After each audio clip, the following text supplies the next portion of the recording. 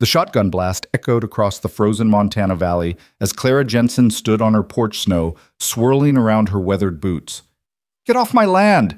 she shouted at the two figures approaching through the blizzard, a man and a small boy, both near collapse. But when the cowboy lifted his face, revealing eyes that held no threat, only desperate hope, Clara's finger trembled on the trigger. "Please," he said, his voice barely audible above the howling wind. "My son is dying." Those three words shattered something inside her that she'd kept frozen for years. This is the story of a woman who thought love had passed her by until a stranger arrived in a snowstorm and proved that some hearts just need the right person to thaw them. If you're watching from anywhere in this wide world, let me know your city in the comments.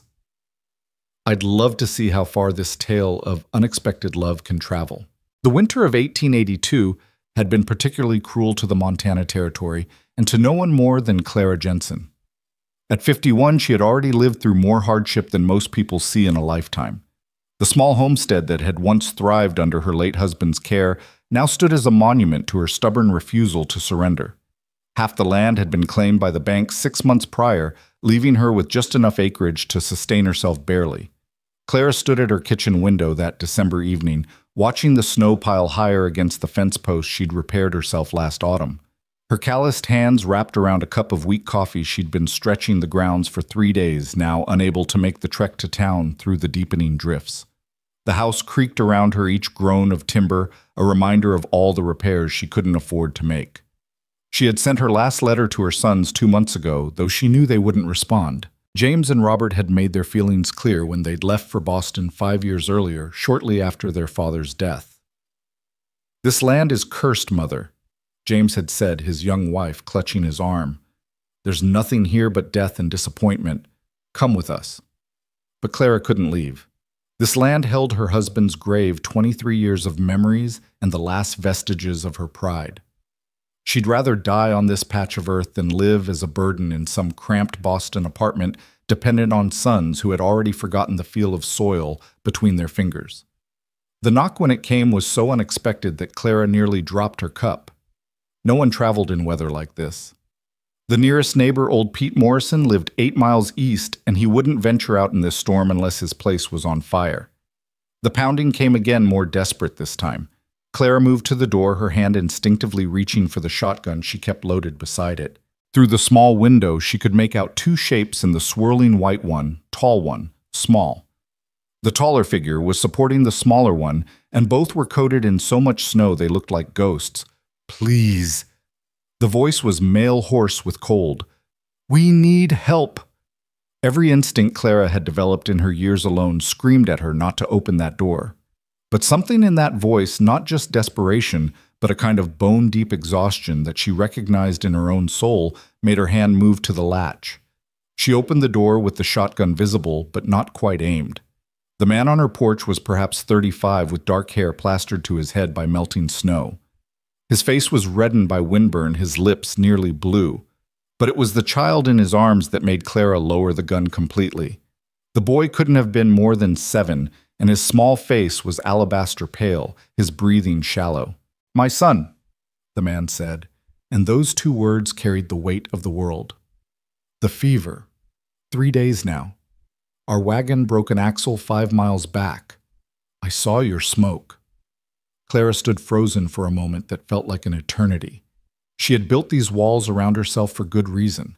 Letting strangers in meant risk of theft, of violence, of complications she couldn't afford. But looking at that child's face, so reminiscent of her own boys at that age, she couldn't turn them away. "Bring him in," she said, stepping aside. "Quickly, before you both freeze." The man stumbled through the doorway, and Clara got her first good look at him in the lamplight. Despite his exhaustion, he moved with the controlled grace of someone accustomed to physical work.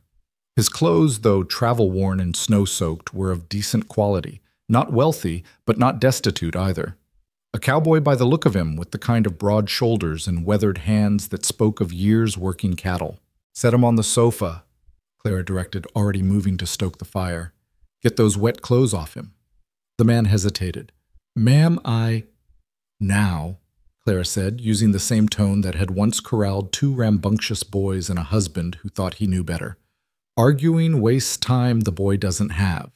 While the stranger stripped his son's wet outer garments, Clara bustled into action with an efficiency born of experience. She heated water on the stove, gathered clean cloths, and retrieved the small store of medicinal herbs she kept in the pantry. Feverfew for the temperature, willow bark for the aches chamomile to help him rest. "What's his name?" she asked, returning with the supplies. "Thomas," the man replied, his voice catching slightly. "Tommy, he's all I have left." Clara didn't ask about the mother. The way he said it told her everything she needed to know. She'd heard that same tone in her own voice too many times. She worked in silence for the next hour, using every remedy she knew. The boy's fever was high, but not dangerously so yet.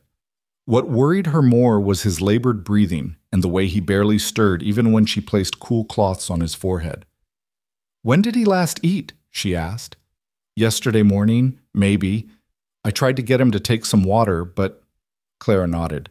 "Dehydration's as dangerous as the fever. Help me sit him up." Together they propped the boy against his father's chest. Clara spooned small amounts of warm herb tea between the child's lips, patient as a saint, until he'd taken nearly a cup. "There," she said, settling Tommy back onto the sofa. "Now we wait."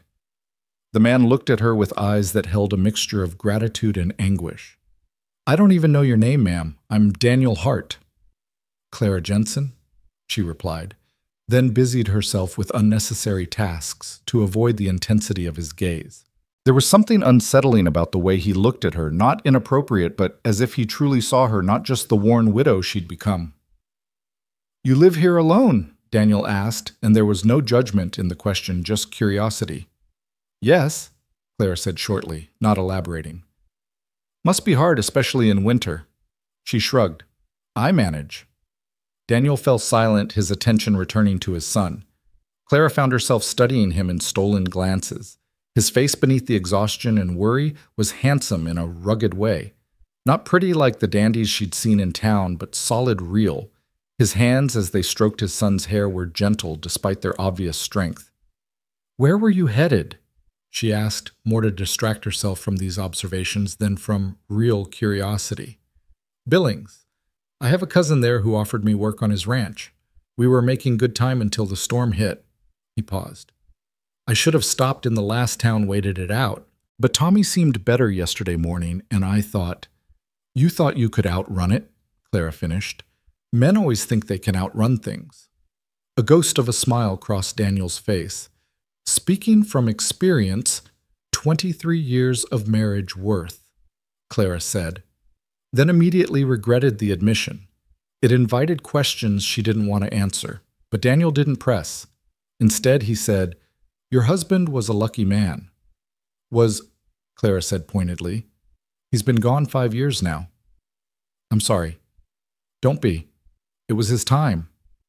The words came out harsher than she intended, and she saw Daniel flinch slightly. She softened her tone. The consumption. It was a mercy at the end. They sat in companionable silence for a while, the only sounds the crackling fire and Tommy's labored breathing. Outside, the storm raged on wind, rattling the windows and snow piling against the walls. Clara found herself oddly grateful for the company even under these circumstances. She hadn't realized how the silence had been eating at her until it was filled with the presence of others.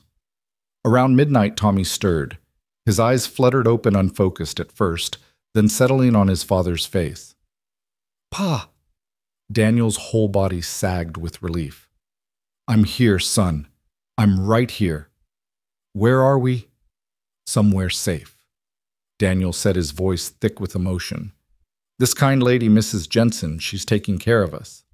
Tommy's gaze shifted to Clara, and she was struck by how much the boy's eyes resembled his father's, the same deep brown, the same intensity.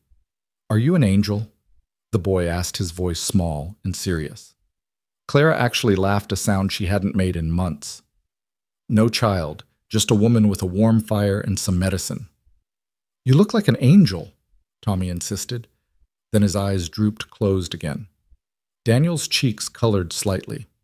"He's still feverish. He doesn't—" "It's fine."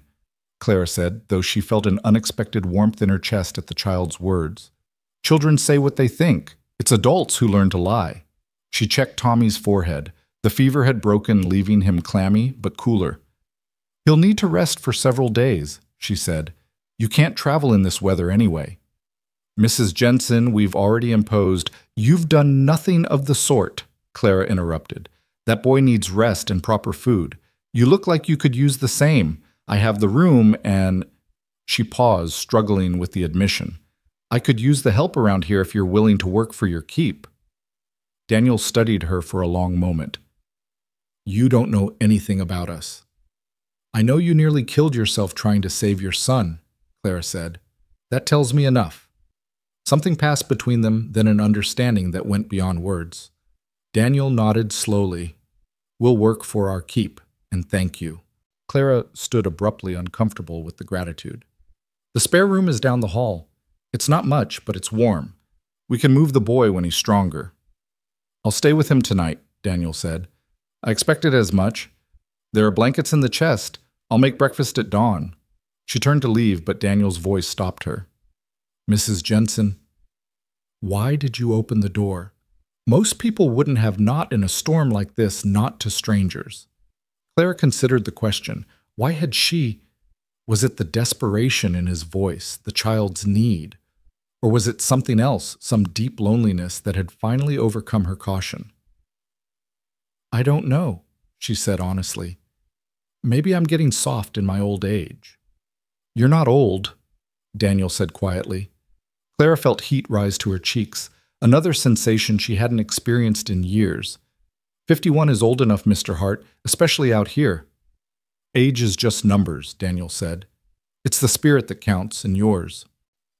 He trailed off, seeming to realize he might be overstepping. Good night, Mr. Hart, Clara said firmly, retreating to her room before he could finish the thought. But sleep didn't come easily. She lay in her cold bed, listening to the storm and the occasional murmur of voices from the living room. When had this house last held the sound of others? When had she last felt needed for something beyond mere survival? The next morning dawned clear and bitter cold. Clara rose before the sun, as was her habit, and found Daniel already awake tending the fire. You should be resting, she said. I'm used to early mornings, he replied. Cattle don't care if you're tired. You're a rancher. Had a small spread in Wyoming until… He didn't finish, but Clara could fill in the blanks. Disease, drought. Indians, bandits, there were 100 ways to lose everything out here. Well, there's no cattle here, Clara said. Just chickens, and they're probably frozen solid in this weather. I could check on them, Daniel offered. And I noticed your barn door was hanging loose. I could fix that. With what I haven't got proper tools or supplies. I'm good with my hands, Daniel said, then colored slightly at the possible implications. I mean, I can make do with what's available. Clara found herself hiding a smile when was the last time she'd seen a grown man blush. There might be some old tools in the barn. My husband's. I haven't touched them since… I'll be careful with them, Daniel promised. Tommy slept most of that first day, waking only to take broth and medicine. While Daniel worked on the barn, Clara found herself checking on the boy, frequently drawn by some maternal instinct she'd thought had died with her son's departure. During one of these checks, Tommy caught her hand with his small one. You smell nice, he said drowsily, like Mama used to. What happened to your mother-child? Clara asked gently. She got sick last winter. Pa said she went to heaven. The boy's eyes, so young yet already touched by loss, met hers. Is heaven nice? I'm sure it is, Clara said, though her own faith had been sorely tested over the years. Pa cries sometimes, Tommy confided in a whisper. At night when he thinks I'm sleeping. He misses her. Clara's heart clenched. She knew that particular pain too well, the crying when you thought no one could hear the ache that never quite went away. He's lucky to have you, she told the boy. I'm lucky to have him too, Tommy said with the simple wisdom of children. And now we have you. Just until the storm passes and you're well, Clara reminded him, but the words felt hollow even to her. Daniel returned as the sun was setting, his cheeks red from cold, but his eyes bright with accomplishment. I fixed the barn door and secured the chicken coop. Lost 2 birds to this hold, I'm afraid, but the rest are alive. 2 is better than all of them, Clara said pragmatically. Sit. You need to eat. She'd made a proper meal for the first time in weeks, venison stew, with the last of her preserved vegetables bred from dough she'd been nursing along, even a pot of real coffee from her dwindling supply. Daniel ate with the appreciation of a man who'd been living on trail food, but it was the way he watched her that made Clara self-conscious. Not lustfully, but with a kind of wondering respect, as if she were something unexpected and precious. "This is excellent," he said. "Tommy's mother would have—" He stopped, pain flickering across his face. "Tell me about her," Clara said, surprising herself with the request. Daniel set down his spoon.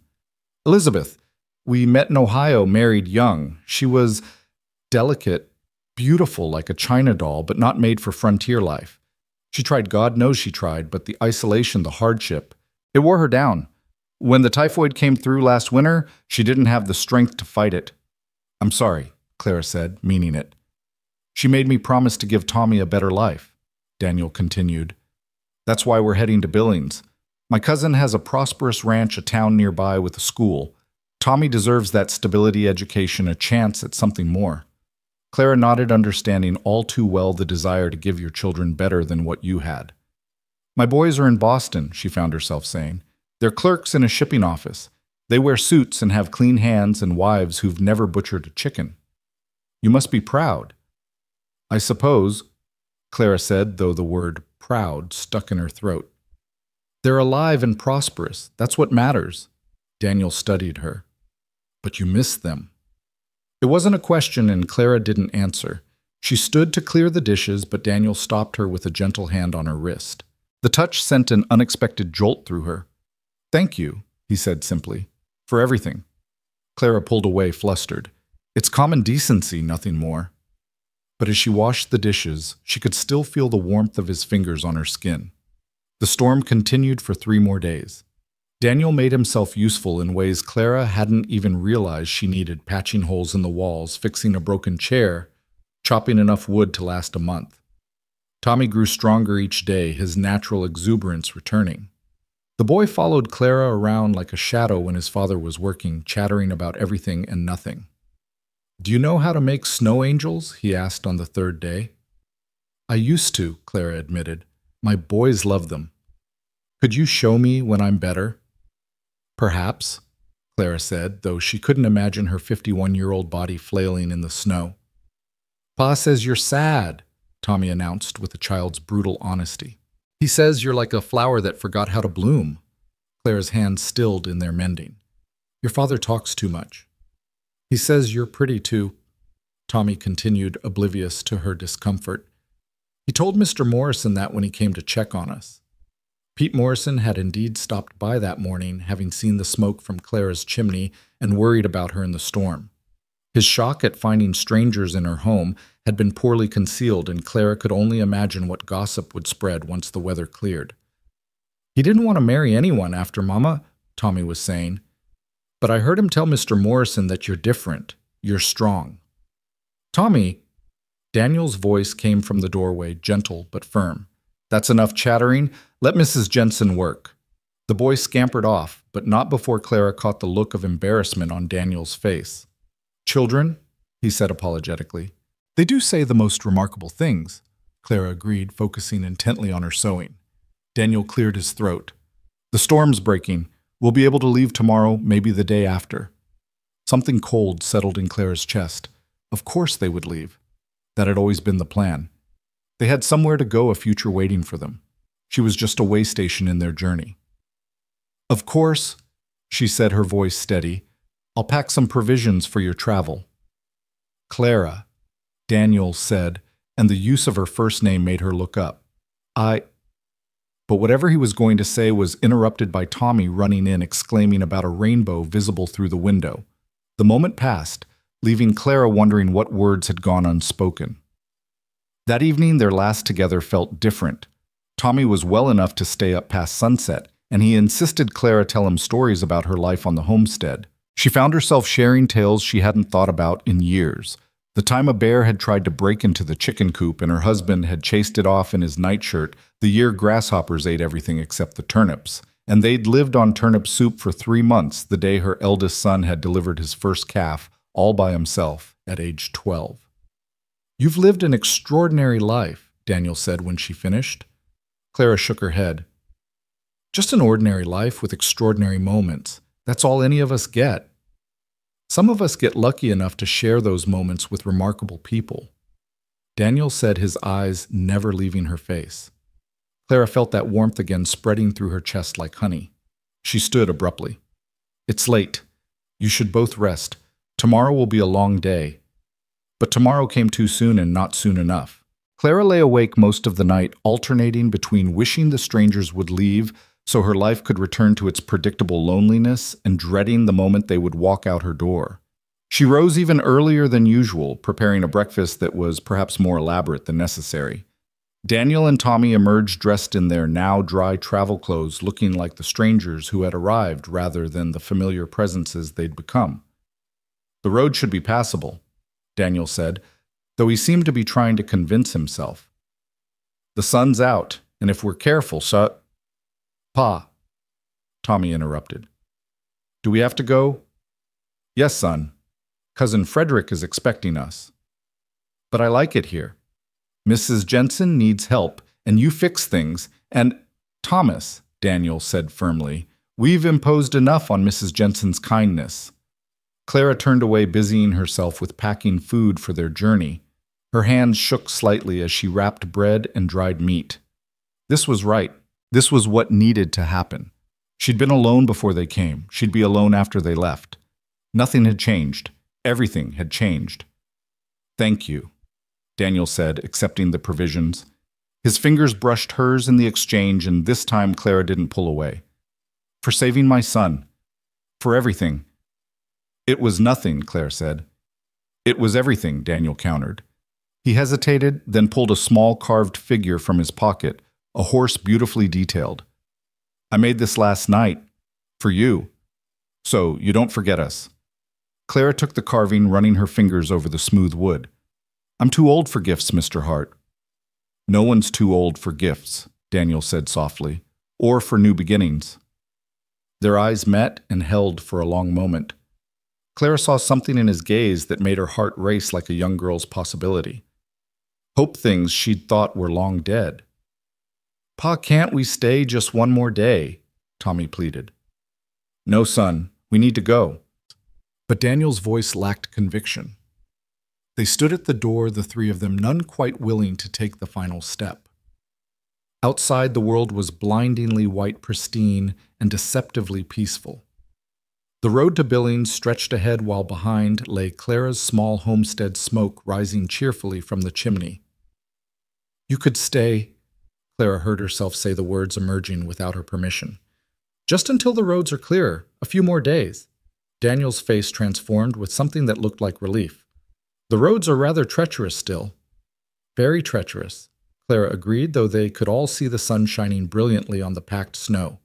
"Yay!" Tommy shouted, throwing his arms around Clara's waist. "We're staying." Over the boy's head, Clara met Daniel's eyes again. He was smiling a real smile that took years off his weathered face.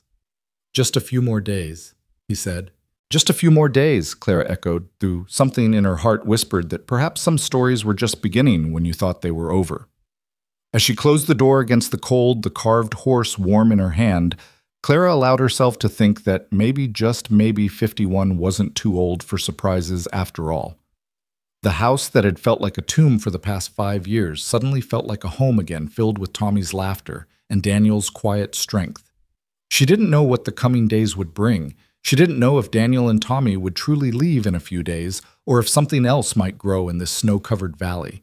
But for the first time in longer than she could remember, Clara Jensen was curious about tomorrow. The winter had been long and cruel, but as she watched Daniel lift Tommy onto his shoulders, both of them grinning, she thought that perhaps spring wasn't just a matter of seasons. Sometimes it came in the form of unexpected visitors, bringing warmth to the coldest of hearts, and proving that life's greatest adventures could begin when you least expected them. The few days Daniel had mentioned turned into a week, then 2. Each morning he would mention the roads, and each morning Clara would find some reason why travel remained inadvisable. The truth was, none of them wanted this unexpected arrangement to end.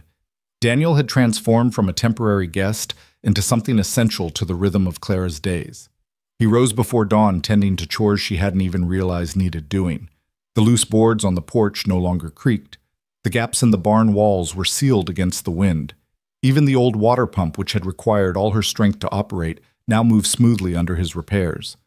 But it was Tommy who had truly changed the atmosphere of the house. The boy's natural cheerfulness was infectious, and Clara found herself humming while she cooked something she hadn't done since her own boys were young.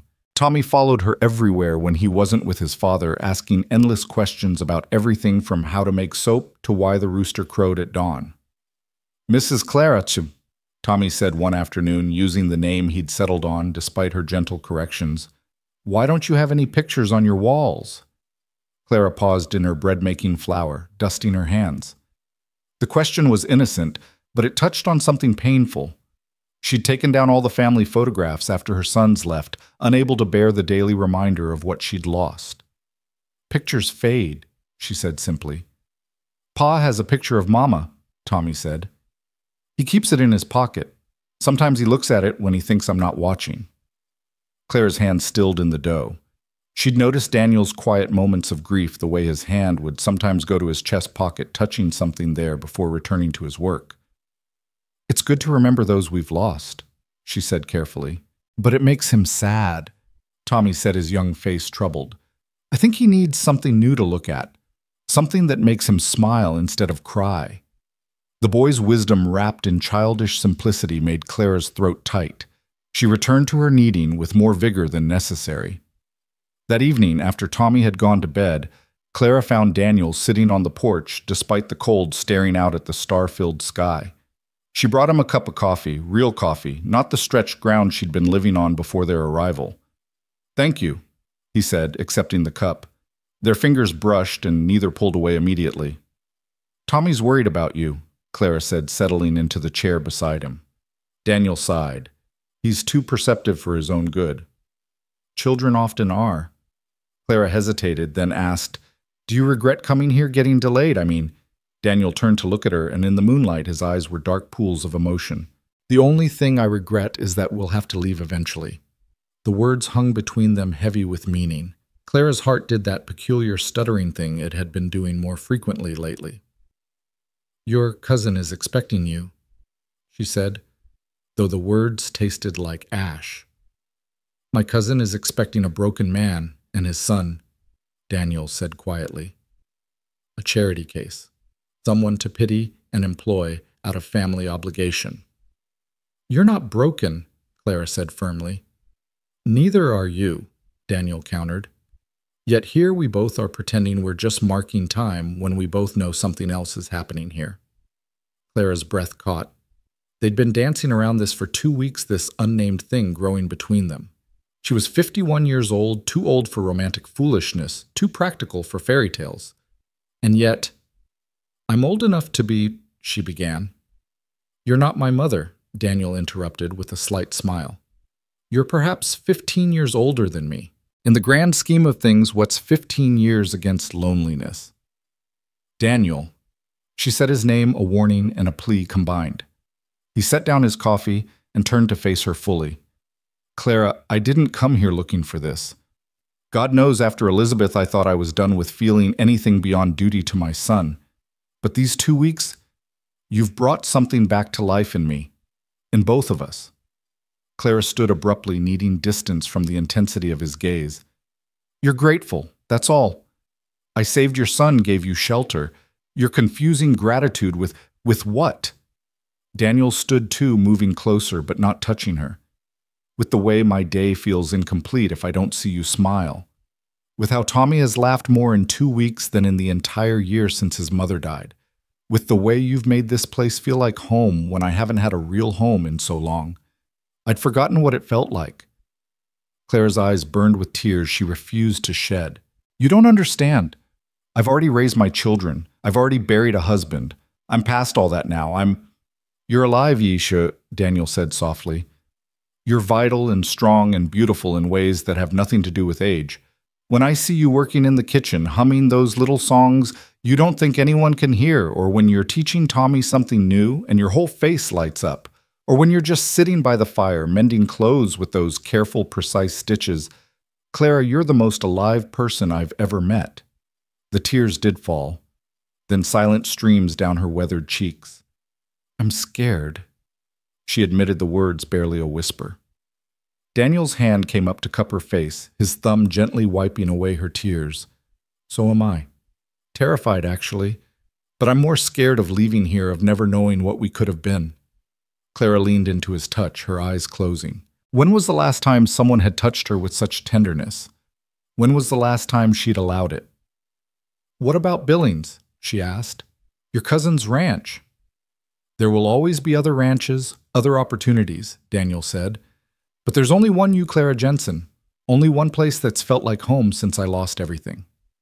She opened her eyes to find him closer than before, close enough that she could see the flecks of gold in his brown eyes, the fine lines that spoke of laughter and sorrow in equal measure. I'm too old for you, she said one last time, but even she could hear the weakness in the protest. You're not too old for love, Daniel said, echoing words he would speak more firmly in the future. None of us are. Love doesn't check our age or our scars or our losses. It just arrives unexpected and asks us to be brave enough to accept it. Clara thought of all the reasons this was impossible. The gossip it would cause, the judgment from the town, the absurdity of starting over at her age. Then she thought of the last 2 weeks, the laughter in her home, the warmth of companionship, the way her heart lifted when Daniel walked through the door. I don't know how to do this anymore, she admitted. Neither do I, Daniel said. But maybe we can learn together. He kissed her, then gentle and careful, as if she were something precious that might break. Clara hadn't been kissed in 5 years, hadn't wanted to be until this moment. But now, standing on her porch under the vast Montana sky, being kissed by a man who saw her not as a worn-out widow, but as someone worth staying for, she felt something she'd thought was dead forever flutter back to life. When they parted, both breathing unsteadily, Daniel rested his forehead against hers. Stay, Clara said, and this time it wasn't about the roads or the weather. Both of you, stay. For how long? Daniel asked. For as long as you want. Forever, if that suits you. Daniel pulled back to look at her, his expression serious. Clara, I need you to understand something. I'm not looking for a mother for Tommy or just a roof over our heads. I'm not looking to take advantage of your kindness or your loneliness. If we stay, it's because He paused, struggling with words. It's because somewhere between you saving my son and teaching him to gather eggs, I went and fell in love with you. The words should have sounded ridiculous. They'd known each other 2 weeks. Clara was a practical woman who didn't believe in lightning strikes and fate. But standing there looking into Daniel's earnest face, she believed in this. You barely know me, she said weakly. I know you work yourself to exhaustion rather than ask for help. I know you've kept your husband's tools maintained even though it hurts you to look at them. I know you cry when you think no one's watching, standing at the window looking east toward Boston. I know you give Tommy the biggest portions at dinner and pretend you're not hungry. I know you're stubborn and proud and generous and kind. I know you've been surviving instead of living just like me. What else do I need to know? Clara was crying in earnest now, years of suppressed emotion breaking through her carefully constructed walls. Daniel gathered her into his arms, and she let herself be held, let herself be comforted for the first time since she'd become the one who did the comforting. The town will talk, she said against his chest. Let them. Your cousin will think you've lost your mind. Maybe I have. Maybe losing my mind is the sanest thing I've ever done. Clara pulled back to look at him.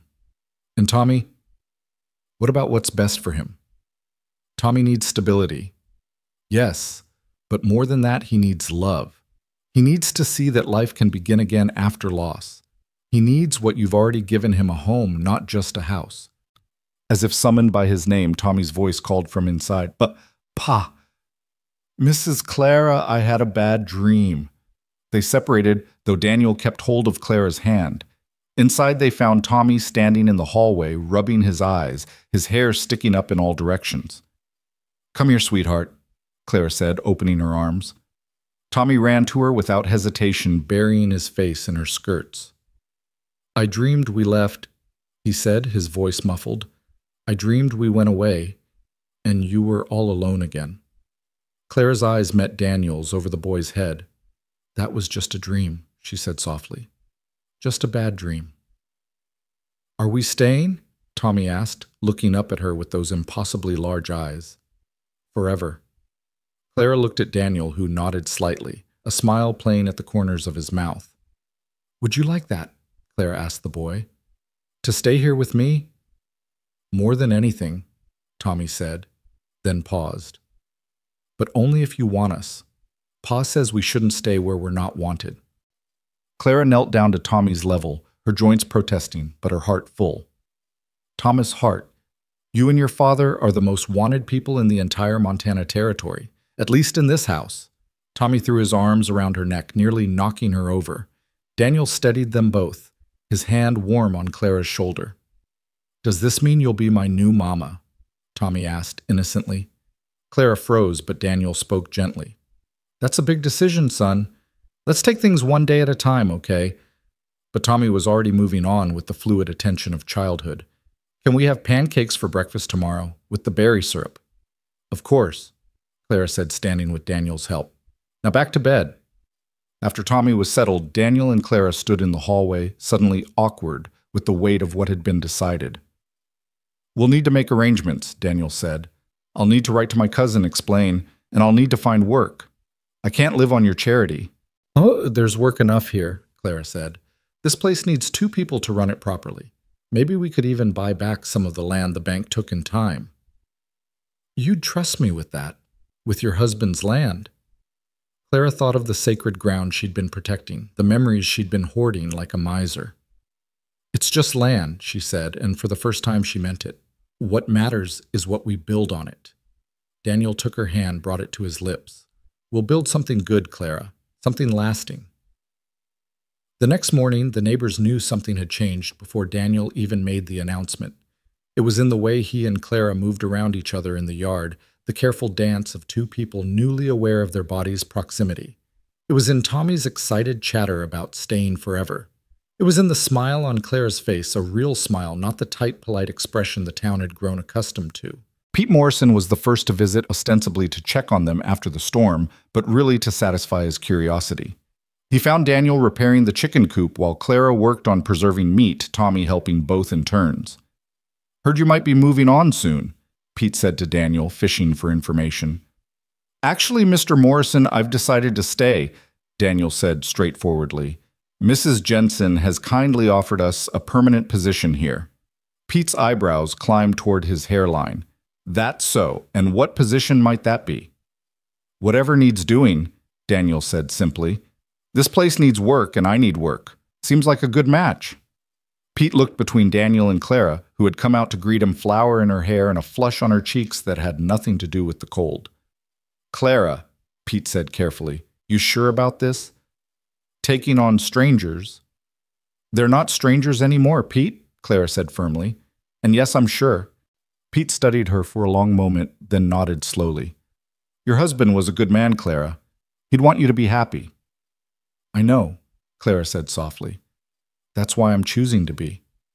After Pete left undoubtedly to spread the news far and wide, Clara found herself nervous about the town's reaction. She'd been part of this community for over 20 years, but taking in a younger man and his son unchaperoned was bound to cause scandal. "Are you regretting it already?" Daniel asked, finding her staring out the window toward town. "No," Clara said, surprised to find it was true. "Just wondering what battles we'll need to fight." "We'll fight them together, T," Daniel said, standing beside her. "That's what partners do." Partners. The word sent a warm thrill through Clara. She'd been alone so long she'd forgotten what it felt like to have someone shoulder the burden with her. The next few weeks were an adjustment for all of them. Daniel moved his few belongings into the barn, initially maintaining propriety while they figured out their new arrangement. But he took his meals with Clara and Tommy and spent his evenings by their fire. The house, which had felt too large and empty for one person, now seemed exactly the right size. Daniel proved to be more than just a hard worker. He had a sharp mind for business, suggesting improvements to their farming operations that Clara hadn't considered. He negotiated with the bank representative who came calling, managing to arrange a payment plan that might allow them to reclaim some of the lost land within a year. "How do you know so much about finance?" Clara asked one evening after he'd spent an hour explaining his plans for expanding their vegetable garden into a proper market operation. Daniel looked embarrassed. "I wasn't always a rancher. Before I met Elizabeth, I worked in a bank in Cincinnati. I gave it up for her to chase the dream of our own land out west." "Do you regret it?" Clara asked. "Not for a moment," Daniel said. "That life led me here." Tommy, meanwhile, had transformed the house with his presence. He drew pictures that Clara tacked to the walls, filling the empty spaces she'd maintained for so long. He helped her cook standing on a stool to reach the counter, chattering about everything he was learning. He brought her wildflowers from the field weeds, really, but Clara placed them in a vase as if they were the finest roses. One afternoon, while Daniel was in town getting supplies, Tommy asked Clara a question that stopped her cold. "Mrs. Clara, why don't you have any children?" Clara's hands stilled in their sewing. "I do have children, 2 sons. They live in Boston now. But why don't they visit—" How to explain to a 7-year-old the complex web of resentment, disappointment, and abandonment that had driven her sons away? How to tell him that sometimes children grew up and decided their parents' lives weren't good enough for them? "Sometimes," Clara said carefully, "when children grow up, they need to make their own way in the world. Sometimes that takes them far from home." "But don't they miss you?" "I hope so," Clara said, though she doubted it. "But they have their own lives now." Tommy was quiet for a moment, then climbed into her lap, something he'd started doing recently. "Well, I'll never leave you," he declared, "even when I'm grown up. I'll build a house right next door and visit every day." Clara hugged him tightly, this child who wasn't hers but felt like he could be. "That sounds perfect," she said, her voice thick. When Daniel returned from town, his face was grim. Clara's stomach dropped, fearing the worst. Had someone said something? Had there been trouble? "What is it?" she asked. Daniel held up a letter. "From my cousin.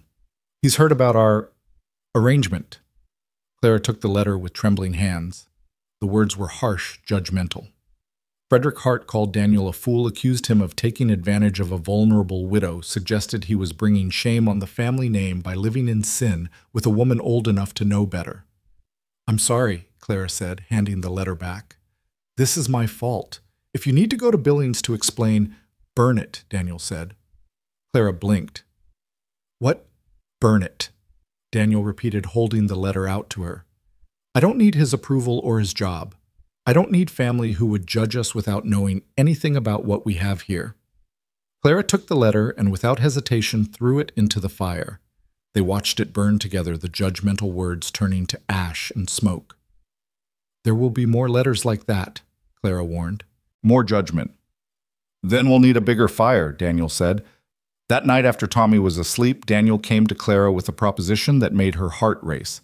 "Marry me," he said simply, standing in her kitchen as if he were asking about the weather. Clara nearly dropped the plate she was drying. "Daniel."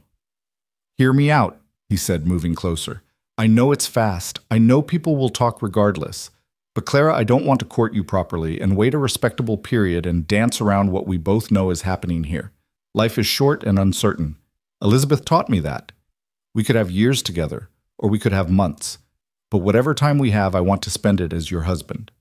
Clara set down the plate, her hands shaking. "I'm too old to give you more children. I have Tommy. He's enough. People will say you married me for the land, for security. Let them say it. We'll know the truth." "Daniel, I'm scared," Clara admitted. "I've been alone so long I don't know how to be married again. I don't know how to share my life, my bed, my future. What if I'm too set in my ways? What if—" Daniel silenced her with a kiss deeper than their first, full of promise and passion. When they parted, Clara was breathless. "We'll figure it out together," he said. "That's what marriage is, 2 people choosing to figure life out together no matter what comes." Clara thought of all the reasons to say no. Then she thought of the last month, how the house had come alive again, how she'd come alive again. She thought of Tommy's laughter, Daniel's steady presence, the way the three of them fit together like pieces of a puzzle she hadn't known was incomplete. "Yes," she said, the word escaping before she could second-guess herself. Daniel's face broke into a grin that made him look like a boy himself. He picked her up and spun her around both of them, laughing like young lovers instead of weathered survivors of loss. "When?" he asked, setting her down but keeping her close. "Soon," Clara said, surprising herself with her urgency. "Before I lose my nerve. Tomorrow. The circuit preacher won't be through for another month. Then we'll go to town. The justice of the peace can marry us." Clara thought of the scandal it would cause marrying so quickly, without ceremony, without the proper mourning period for Daniel's wife. Then she thought of how little any of that mattered compared to the joy bubbling up in her chest. "Saturday," she said. "We'll go Saturday." Daniel kissed her again, and Clara let herself melt into it. Let herself feel young and desired and hopeful. Tommy, of course, was ecstatic when they told him the next morning, "You're getting married. Really, truly married." "Really, truly," Daniel confirmed. "If that's okay with you." Tommy launched himself at them both, his small arms trying to encompass them in a group hug. "It's the best thing ever." "Can I call you Mama now?" he asked Clara. Clara's eyes filled with tears. "If you want to, sweetheart." "Mama." Tommy tested the word, then nodded decisively. "Mama Clara."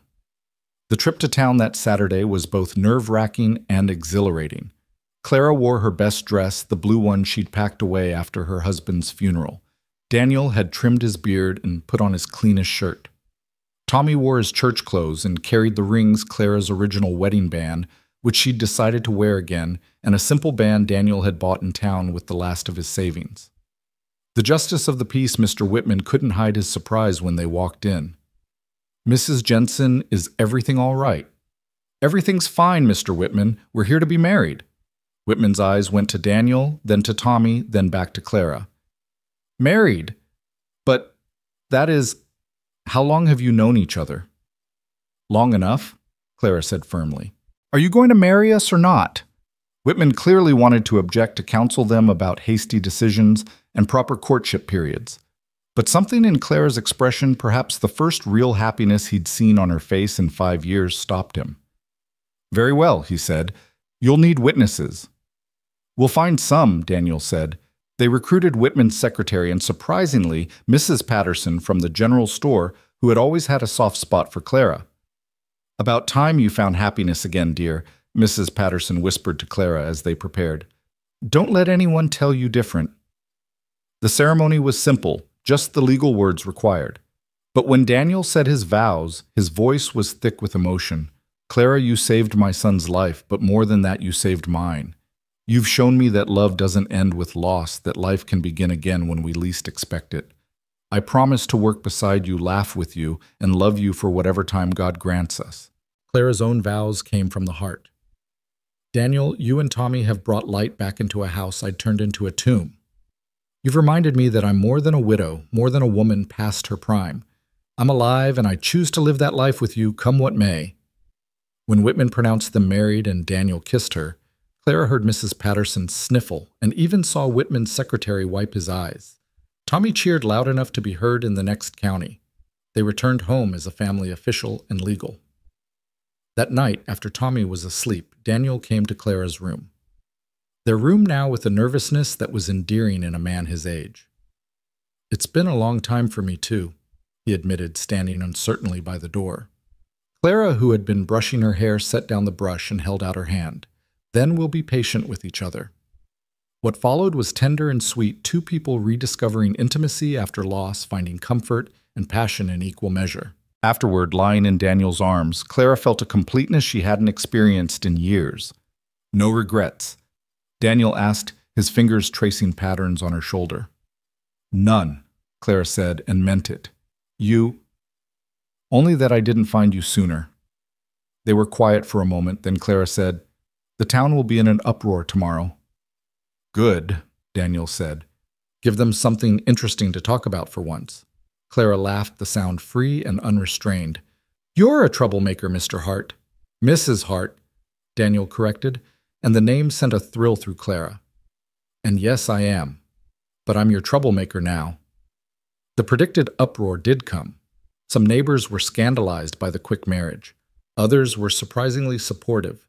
Pete Morrison summed up the general feeling when he stopped by a week later. "Clara, I've known you for 15 years, he said. "I've watched you work yourself to the bone alone and proud. If this man makes you happy, if he treats you and this land right, then to hell with what anyone else thinks."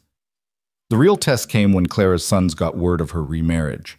The letter from James was harsh, accusing her of dishonoring their father's memory, of acting like a foolish old woman. Robert's was slightly kinder, but still disapproving, suggesting she'd been taken advantage of in her loneliness.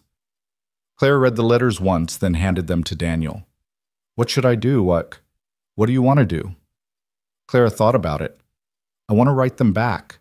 I want to tell them that I've found happiness again, that their father would have wanted this for me. I want to invite them to visit to meet you and Tommy, to see that I'm not some addled old fool, but a woman who chose love over loneliness." "Then do that," Daniel said simply. So she did. She wrote heartfelt letters to both sons explaining her decision, sharing her joy, extending an invitation. She didn't know if they would respond, if they would ever understand. But she had tried, and that was all she could do. As autumn settled over the valley, Clara stood on her porch, their porch watching Daniel and Tommy work in the garden. They were harvesting the last of the vegetables, Tommy chattering excitedly about the upcoming harvest festival in town. Daniel looked up, caught her watching, and smiled that smile that still made her heart flutter. This wasn't the life Clara had planned. At 51, she'd thought her story was all but written, just a long, slow fade into solitude and memory. But life, she was learning, had a way of surprising you when you least expected it. Daniel had been right that night on the porch. Love didn't check your age or your scars. It simply arrived in the form of a desperate father and a sick child in a snowstorm, and asked you to be brave enough to open the door. Clara had opened that door, and in doing so had opened her heart to possibilities she'd never imagined. The widow Jensen was gone, and in her place stood Clara. Heart, wife, mother, woman, reborn. As she walked out to join her family in the garden, Clara thought about the seasons of a life. Spring's naive joy, summer's full bloom, autumn's supposed decline. But what if autumn wasn't an ending, but a transformation? What if the leaves fell away to reveal something stronger underneath something that could withstand winter's worst and still bloom again? Tommy ran to her, his arms full of carrots, dirt smudged on his cheek. "Mama Clara, look how many I found." "That's wonderful, sweetheart," she said, ruffling his hair. Daniel joined them, slipping an arm around Clara's waist. It was such a natural gesture now, this easy affection, but it still sent warmth through her. "Good harvest this year," he said. "The best," Clara agreed, and she wasn't just talking about vegetables. The harvest festival arrived with all the fanfare the small town could muster. Clara had attended every year for 2 decades, but this was the first time she'd looked forward to it since her husband's death. As she adjusted Tommy's collar for the 3rd time, Daniel caught her nervous hands. "They've already formed their opinions," he said gently. "Tonight won't change them." "I know," Clara said, though her stomach churned with anxiety. "I just want Tommy to feel welcome. Children can be cruel when their parents whisper." Daniel kissed her forehead. "He has us. That's enough." But Clara noticed how Daniel's jaw tightened when they entered the town square, and conversation stopped mid-sentence. Women who had nodded politely to her for years now turned away, pulling their children closer. Men who had tipped their hats to her now stared at Daniel with barely concealed hostility. "Maybe we should go," Clara whispered. "No," Daniel said firmly, his hand finding hers. "We have as much right to be here as anyone." Tommy, oblivious to the tension, tugged them toward the pie contest table. "Mama Clara, did you enter your apple pie?" "I did, sweetheart." Mrs. Henderson, who ran the contest, looked uncomfortable when they approached. "Clara, there's been some discussion about whether, given the circumstances, whether what Mrs. Henderson," Clara asked, her voice steady despite her racing heart, "whether it's appropriate for you to enter, considering," she glanced at Daniel meaningfully, "considering I'm legally married, considering I'm happy," Clara's voice rose slightly, "or considering I've dared to live my life instead of dying slowly like everyone expected." The nearby crowd had gone silent, everyone pretending not to listen while hanging on every word. Mrs. Henderson flushed. There's no need for that tone, Clara. We're simply concerned about maintaining certain standards. Standards. Daniel interrupted, his voice calm but firm.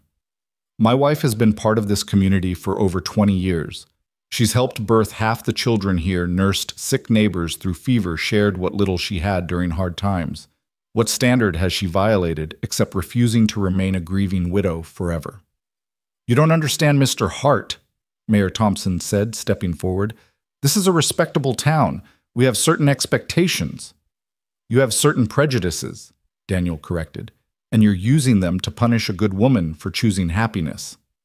Tommy, sensing the tension, pressed closer to Clara. Why is everyone angry? Before Clara could answer, another voice spoke up. They're not all angry, boy. Pete Morrison stepped forward, his weathered face set in determination. Behind him stood Mrs. Patterson from the general store and surprisingly young Mary Williams, whose baby Clara had helped deliver just last spring.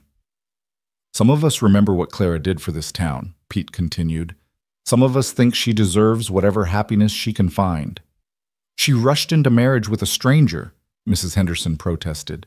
It's unseemly. Unseemly. Mary Williams laughed bitterly. You want to talk about unseemly? How about when my husband left me with 3 children and no money? Where were your standards then? Clara was the only one who helped me, gave me credit at her egg stand when I couldn't pay, watched my children while I took in washing. But now she's the one who's unseemly. The crowd shifted uncomfortably. Other voices began to speak up, some supporting Clara, others defending the town's moral stance. The festival was threatening to turn into a public trial when Tommy's voice cut through the noise. Stop it! He shouted, breaking away from Clara to stand on a nearby crate. All of you stop being mean to my mama. The crowd fell silent, staring at this small boy with tears streaming down his face. She saved me, Tommy continued, his young voice carrying across the square. When I was sick, and Pa thought I was going to die, she saved me. She gave us food and medicine and a home. She teaches me letters and numbers and how to be good. She tucks me in every night and tells me stories and makes sure I say my prayers. She loves me and Pa, and we love her. Why is that bad? Why does that make you angry? Clara's heart broke and swelled simultaneously. She moved toward Tommy, but he wasn't finished. My real mama died, he said, his voice smaller now. I was sad all the time. Pa was sad too. We were so sad we forgot how to be happy. But Mama Clara made us remember. She made us a family again. And if you're mean to her, then you're mean to me and Pa too, and we don't need you anyway. We have each other. He jumped down from the crate and ran to Clara, who caught him in her arms, both of them crying now. Daniel wrapped his arms around them both, creating a protective circle against the world. The boy's right, a gravelly voice said. Old Samuel Brennan, the town's eldest resident, pushed through the crowd with his cane. I've lived in this town for 73 years. I've seen good people and bad sinners and saints. Clara Jensen. Clara Hart now is good people. Always has been. And if we run her off because she found love again, then we're the ones who should be ashamed. The old man's words carried weight. Slowly the crowd began to disperse, some looking ashamed, others still disapproving but less willing to voice it publicly. Mrs. Henderson huffed and turned away, but not before Clara saw uncertainty in her eyes. Pete Morrison approached them. Why don't you folks come sit with us? My wife's got a blanket spread out, and she made enough food for an army. It wasn't a complete victory, but it was a beginning. As they settled on the Morrisons' blanket, other families began to drift over. Not many, but enough. Mary Williams brought her children, who immediately engaged Tommy in a game. The Brennans joined them, then the Kowalskis, who ran the feed store. Thank you, Clara said to Pete. He shrugged. Town's got to decide what kind of place it wants to be. I figure a place that punishes happiness ain't worth living in. As the evening wore on, Clara began to relax. Daniel's hand found hers in the darkness as they watched Tommy play with the other children, his earlier tears forgotten in the joy of new friendships. The pie contest results were announced, and though Clara's pie didn't win, She suspected that was deliberate. Several people made a point of telling her it should have. But the real test came the next morning when they attended church. The congregation's reaction would set the tone for their future in the community. Clara dressed carefully, choosing her most conservative dress. Daniel wore his best suit, and Tommy was scrubbed until he shone. "Whatever happens," Daniel said as they approached the church, "we face it together." The whispers started the moment they entered. Clara kept her head high, leading her family to the pew she'd occupied for 20 years. A few families deliberately moved away, but others nodded in greeting. When Reverend Mitchell took the pulpit, the congregation held its breath. Today's sermon. He began, his eyes finding Clara's, is about love, specifically 1 Corinthians chapter 13. Clara felt Daniel's hand tighten on hers. "Love is patient," the Reverend read. "Love is kind. It does not envy. It does not boast. It is not proud.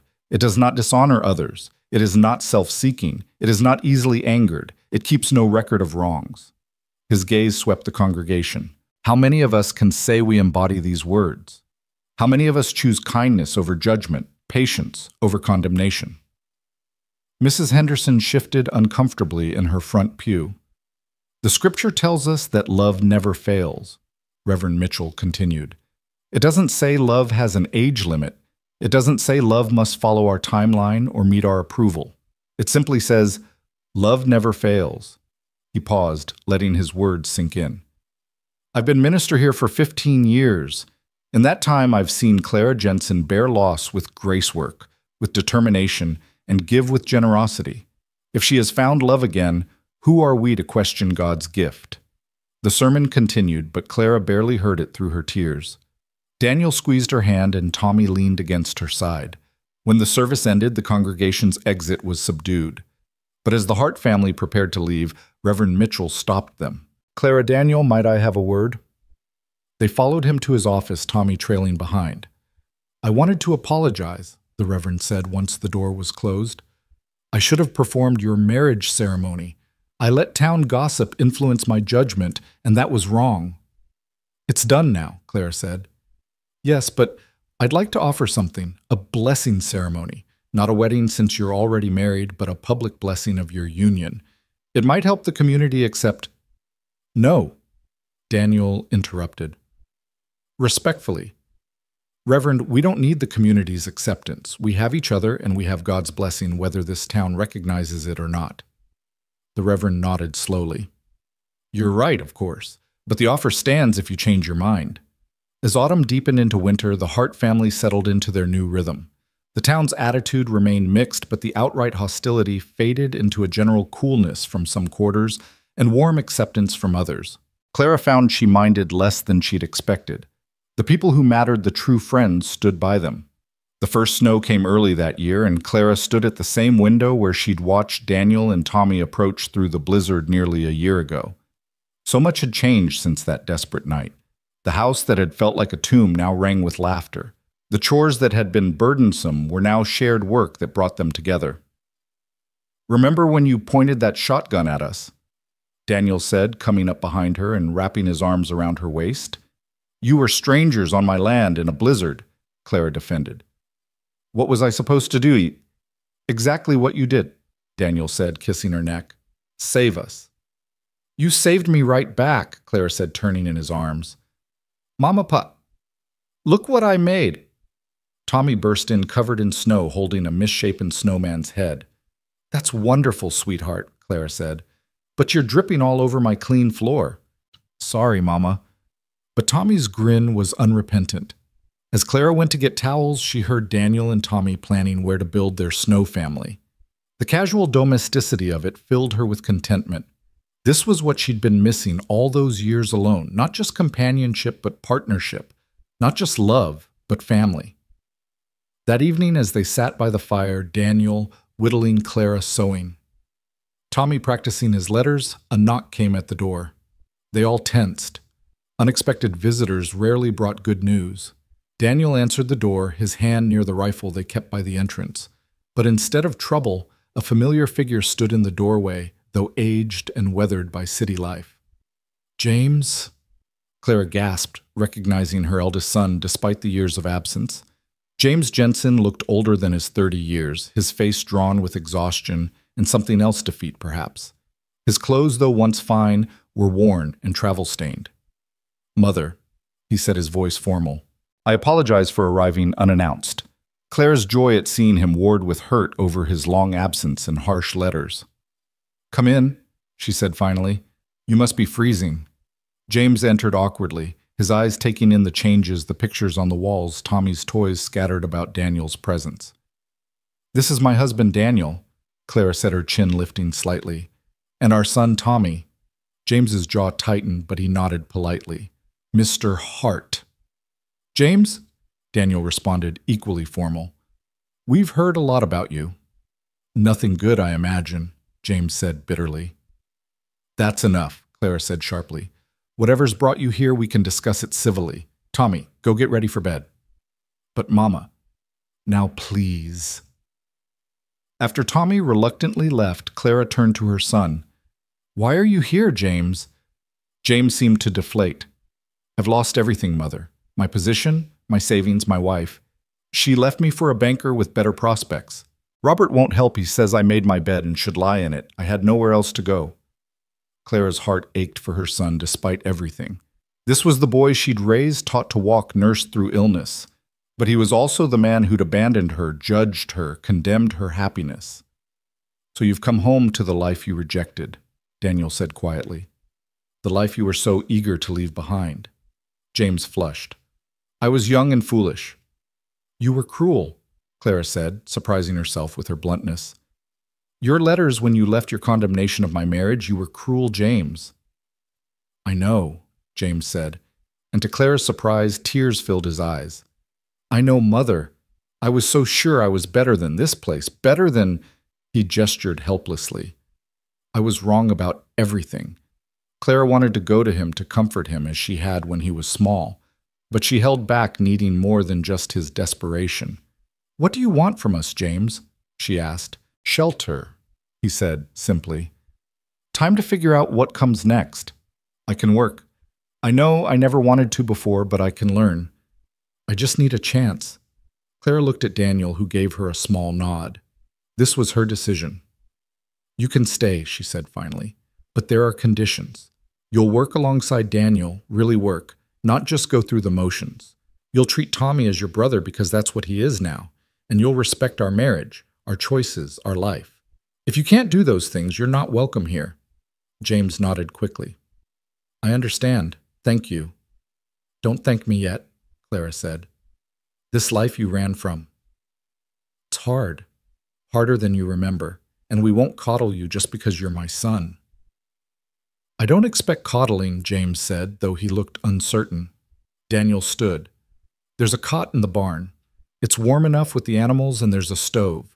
You can stay there until we figure out something more permanent."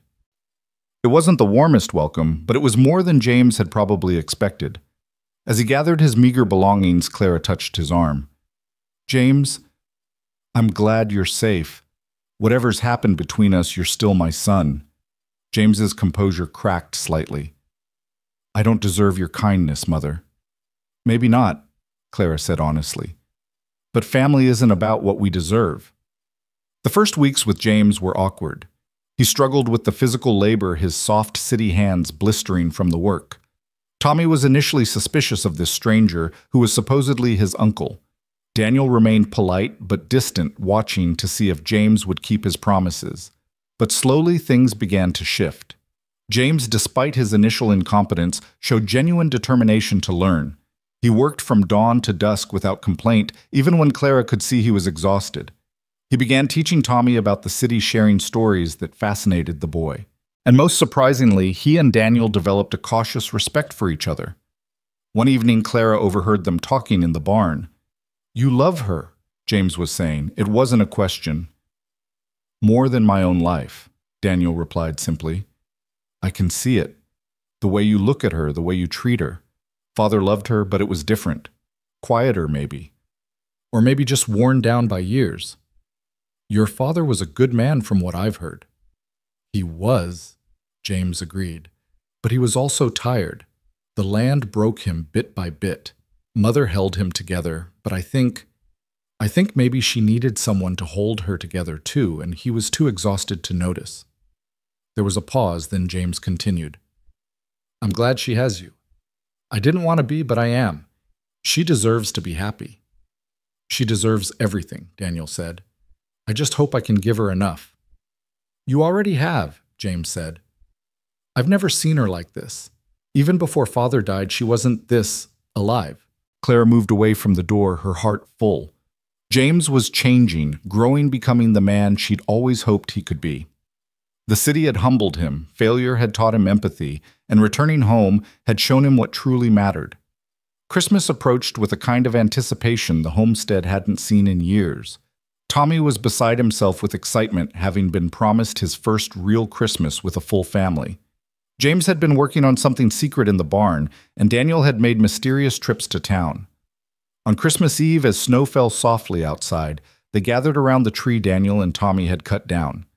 It was decorated with strings of berries, paper angels Tommy had made, and a few precious glass ornaments Clara had saved from her early marriage. Before we open gifts, Clara said, I want to say something.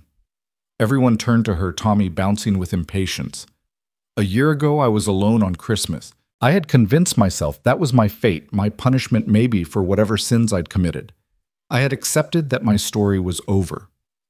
She looked at each of them in turn. But God had other plans. He sent me a desperate father and a sick child in a blizzard. He gave me back my son when I thought I'd lost him forever. He built me a family when I thought I was destined to be alone. She wiped her tears, not caring that they could see her cry.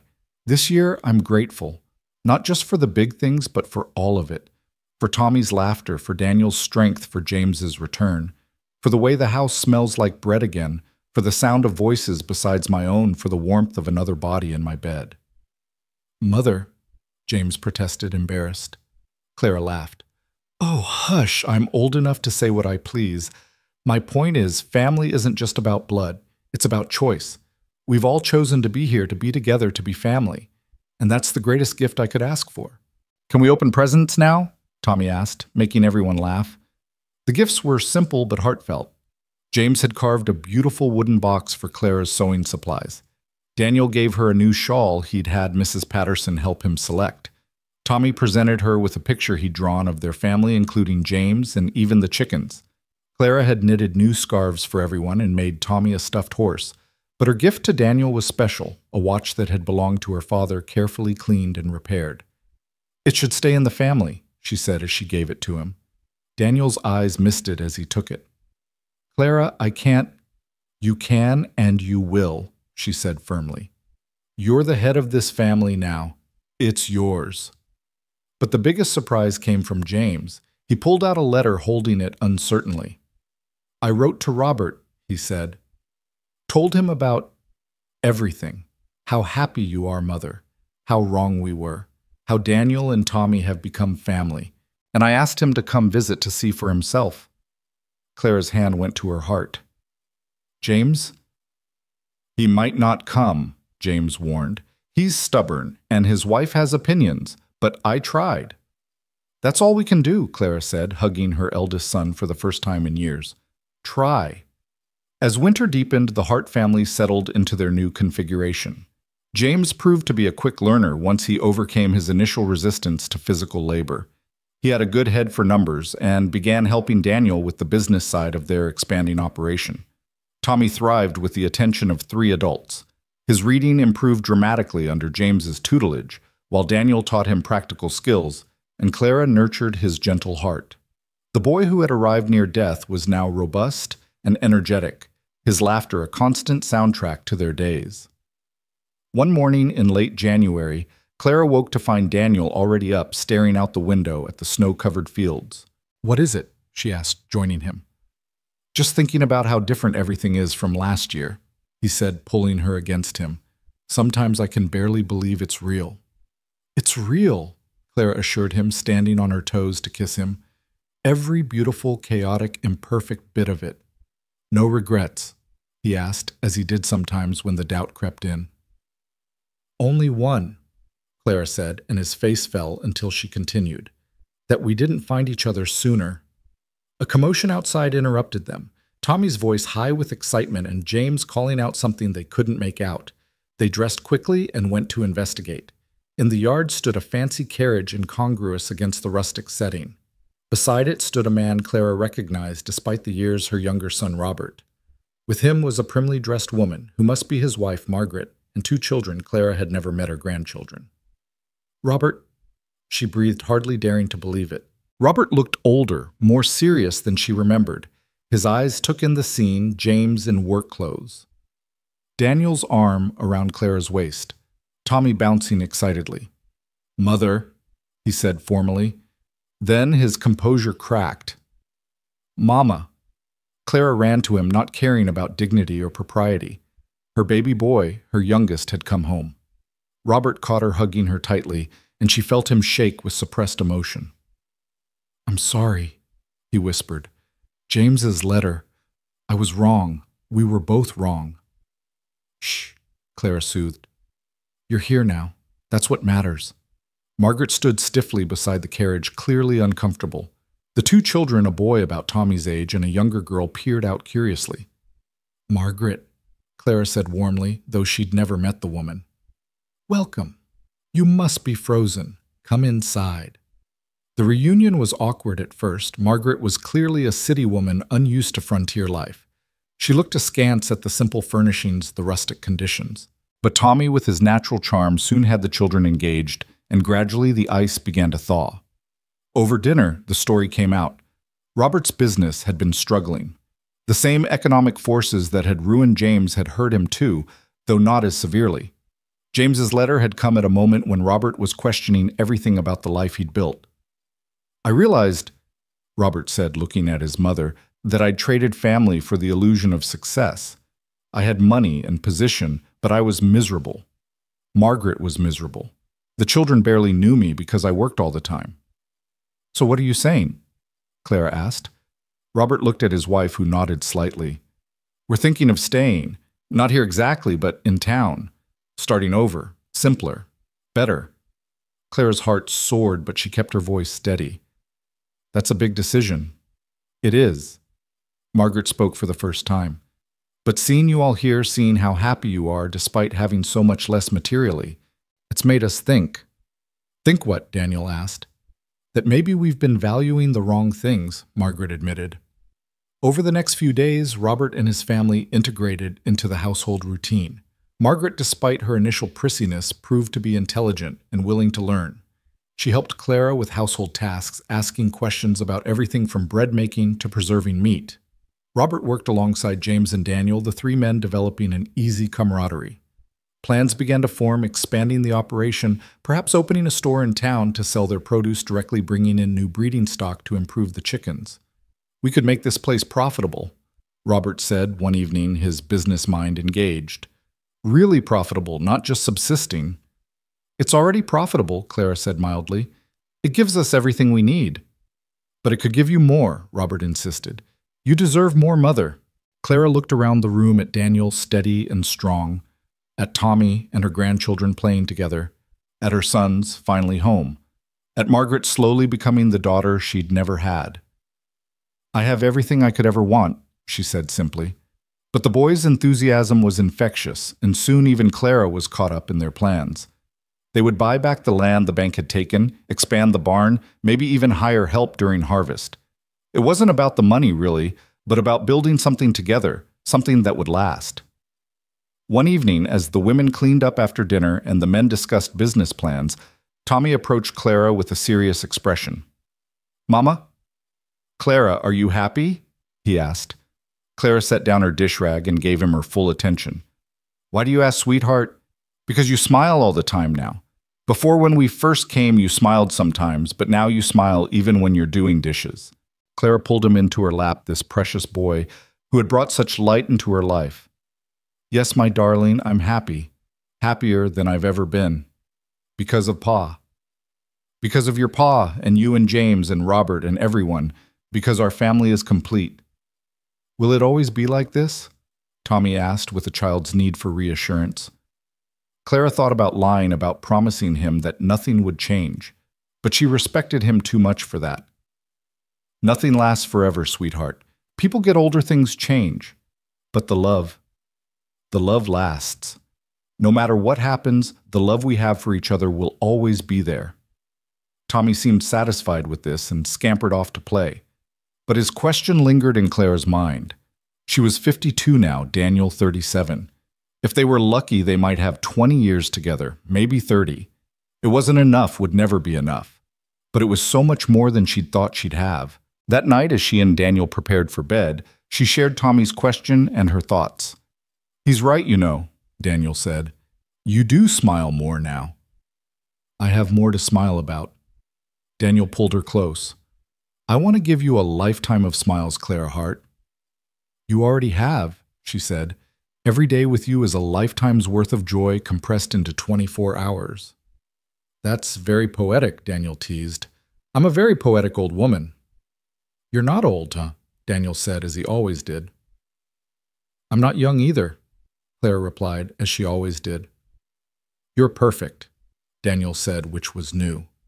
Clara looked up at him, this man who had crashed into her life and refused to leave, who had seen her not as a used-up widow, but as a woman worth loving.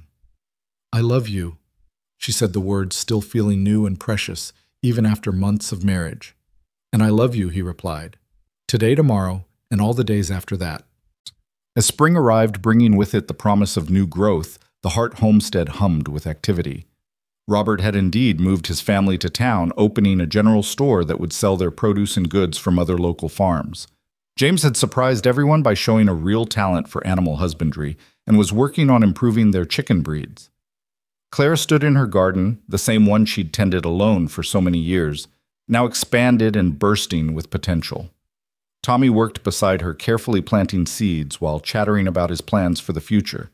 "When I grow up," he announced, "I'm going to have the biggest farm in Montana, and you and Pa can live with me, and Uncle James and Uncle Robert can visit all the time." "That sounds wonderful," Clara said, her heart full. "And maybe I'll have a wife like you," Tommy continued. "Someone brave and kind who makes good pie." Clara laughed. "Those are excellent qualities to look for in a wife." "Pa says you're the best wife in the whole world," Tommy informed her. "He says he's the luckiest man alive." "Your pa is given to exaggeration," Clara said, though she flushed with pleasure. "No, he's not," Tommy said seriously. "He's right. You are the best." As if summoned by the conversation, Daniel appeared at the garden gate. "How are my favorite gardeners?" "Pa." Tommy ran to him, and Daniel swung him up onto his shoulders. "The seeds are all planted," Tommy reported. "Mama Clara says we'll have the best vegetables in the county." "I don't doubt it," Daniel said, his eyes meeting Clara's over Tommy's head. "Your Mama Clara has a gift for making things grow." The summer that followed brought prosperity beyond anything Clara had imagined. The expanded garden produced abundantly, Robert's store in town thrived, and James's improved chicken breeds were drawing buyers from neighboring counties. But more than material success, it was the rhythm of family life that filled Clara's days with purpose. She woke one July morning to find Daniel already gone from their bed, which was unusual. Through the window, she could see him in deep conversation with James and Robert near the barn. Their expressions were serious, and Clara felt a flutter of worry. The last time the men had looked so grave was when they discovered blight on some of the crops. Dressing quickly, she went to start breakfast, but her mind remained on whatever was troubling them. Tommy bounded into the kitchen, already dirty from some early morning adventure. "Mama Clara, Uncle James says there's going to be a surprise today," he announced, climbing onto his usual chair. "Did he now?" Clara asked, relaxing slightly. If it was a surprise rather than a crisis, perhaps her worry was unfounded. "A big surprise," Tommy confirmed, "but he wouldn't tell me what. That's not fair, is it?" "Sometimes surprises are better when we wait for them," Clara said, though her own curiosity was piqued. The men came in for breakfast acting perfectly normal, though Clara caught them exchanging meaningful glances. Daniel's hand found hers under the table, squeezing gently. "You're up to something," she accused quietly. "Always," he replied with a grin that made him look years younger. After breakfast, Daniel suggested a walk. "Just the two of us," he said. "Tommy, you stay and help your uncles." "But, Pa—" "No arguments," Daniel said firmly, though his eyes twinkled. Clara took his offered arm, suspicious but willing to play along. They walked past the garden, past the expanded chicken coops toward the eastern edge of their property. As they crested a small hill, Clara stopped in her tracks. There, where the old Patterson place had stood abandoned for 3 years, was activity. Several men were working on the dilapidated house, hammering and sawing. A wagon loaded with lumber stood nearby. "Daniel what?" "We bought it," Daniel said simply. "Your sons and I. We pooled our resources and bought the Patterson place. All 40 acres. Clara's legs went weak and Daniel steadied her. 40 acres, but the cost was manageable with Robert's business sense and James's savings from the chicken sales. We closed the deal yesterday. But why didn't you tell me? Daniel turned her to face him. Because you would have worried about the expense. You would have said we had enough that we didn't need more. And you would have been wrong. Clara opened her mouth to protest, then closed it. He was right. She would have said exactly that. This land connects our property to the main road, Daniel continued. It gives us better access for transporting goods. The house once repaired can be for James when he's ready, or for hired hands during harvest. The possibilities are endless. When he's ready, Clara repeated. You mean when he marries? Daniel smiled. Haven't you noticed? He's been spending quite a bit of time in town lately, and not just for business. Clara thought about it and realized Daniel was right. James had been making more frequent trips to town, returning with a lighter step and occasional smile. Who? The young widow Morrison, Pete's daughter-in-law. Sarah Morrison. Clara was surprised. Sarah had lost her husband 2 years ago to a riding accident, leaving her with a young daughter. She was sweet but shy, keeping mostly to herself. They've been talking after church, Daniel said. James helped her with some repairs on her house. One thing led to another. Clara felt a mix of emotions, joy, that James might find love, worry about another change, wonder at how much could happen without her noticing. You knew and didn't tell me. James asked me not to. He wanted to be sure before involving you. He knows how much your opinion matters. They stood looking at the work being done, and Clara felt overwhelmed by the magnitude of what her family had accomplished. A year ago, she'd been barely holding on to half her original land. Now they own nearly 100 acres combined. It's too much, she said weakly. It's exactly right, Daniel countered. We're building something here, Clara, not just for us, but for Tommy, for any grandchildren that might come for generations we'll never see. Clara thought of her husband, how he'd dreamed of exactly this, a legacy, something to pass on. He'd died thinking he'd failed, but here was Daniel, a stranger who'd become everything fulfilling those dreams. He would have liked you, she said suddenly. My first husband. He would have appreciated what you're doing. Daniel was quiet for a moment. I hope so. I hope he knows I'm taking care of what he loved. They walked back slowly, and Clara found herself seeing their land with new eyes. It wasn't just about survival anymore. They were thriving, building, creating something that would outlast them all. That evening, James finally told Clara about Sarah.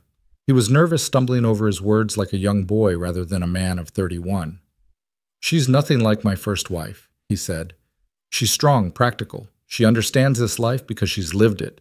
And her daughter Lucy, she needs a father. And you need a family, Clara said gently. I have a family, James protested. You, Daniel, Tommy. A family of your own, Clara clarified. There's no shame in wanting that, James. Would you meet with her properly? I mean, give your blessing. Clara was touched that it mattered to him. Of course, invite her for Sunday dinner. Sarah Morrison came that Sunday bringing her daughter Lucy and a berry pie that rivaled Clara's own. She was 28 with sun-streaked brown hair and capable hands. More importantly, she looked at James with a warmth that made Clara's heart ease. Lucy, who was 5, immediately attached herself to Tommy, following him around with adoration. Tommy, used to being the youngest, preened under the attention. Your mother must be pleased, Clara said to Sarah as they cleaned up after dinner. Sarah's face shadowed. She passed last winter, the influenza. I'm sorry, I didn't know. We kept it quiet. Pa Morrison, that's what I call James's father. He took it hard. That's partly why I think he's been pushing James and me together. He wants family around again. Clara studied the younger woman. And what do you want? Sarah met her eyes directly. I want a partner. Someone to share the load to laugh with at the end of a hard day. I had that once briefly. I'd like it again. She paused. James is a good man. He's told me about his mistakes, his failures, but I see who he is now, not who he was. And who is he now? Clara asked. Someone who learned from his mistakes. Someone who chose to come home when he could have gone anywhere. Someone who looks at his family like they hung the moon. Sarah smiled. Someone who talks about his mother with such respect that I knew I had to win your approval. Clara found herself liking this straightforward young woman. You have it, she said simply. My approval and my welcome. The courtship progressed quickly after that. Prairie romances often did. There wasn't time for extended ceremonial dancing around feelings when winter was always coming, when work was always waiting.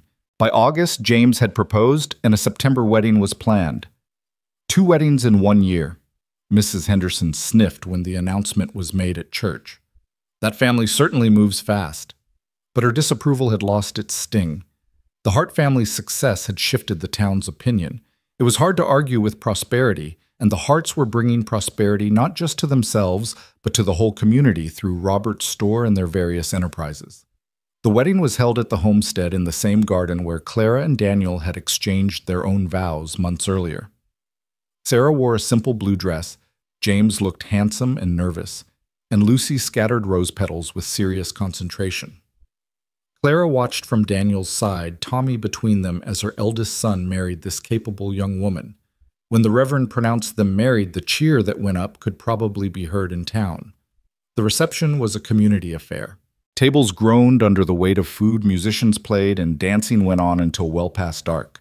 Clara found herself spun from partner to partner. Daniel, James, Robert, even old Samuel Brennan took a turn. You've done something remarkable here, Clara Hart, Samuel said as they slowly waltzed. You've taken broken pieces and made them whole. I had help, Clara said, glancing at Daniel, who was teaching Lucy some complicated dance step. The best of us always do, Samuel agreed. As the evening wound down, Clara found herself sitting with Sarah, now officially her daughter-in-law, watching the festivities. Thank you, Sarah said quietly. For what? For raising a man worth marrying, for accepting me, for all of this. She gestured at the gathering. I haven't felt part of something since my husband died. You've given that back to me. Clara took the younger woman's hand. We're family now. That means you're never alone again. Sarah's eyes filled with tears. I'm beginning to understand why James speaks of you the way he does. As autumn arrived, the homestead settled into new patterns. James and Sarah had moved into the renovated Patterson house, close enough to be part of daily life, but with their own space to build their marriage. Lucy had started school in town often, accompanied by Tommy, who had appointed himself her protector. One October morning, Clara woke feeling unwell.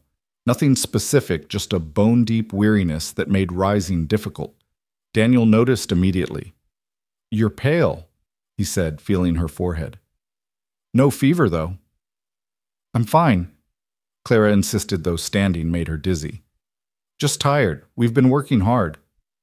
Too hard, Daniel said firmly. You're staying in bed today. Daniel, I can't.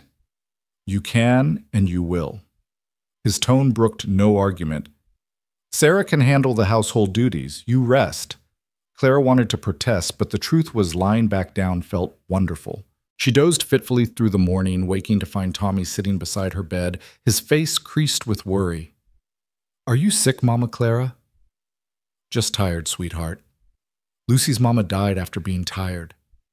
Tommy said, his voice small. Clara's heart clenched. She pulled him onto the bed with her. I'm not dying, Tommy. Sometimes people just need rest.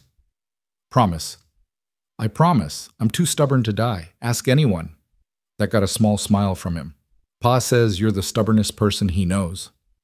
Your pa is a smart man. But the fatigue persisted for days, accompanied by occasional dizziness and a loss of appetite that worried Daniel tremendously. He wanted to fetch the doctor from town, but Clara refused.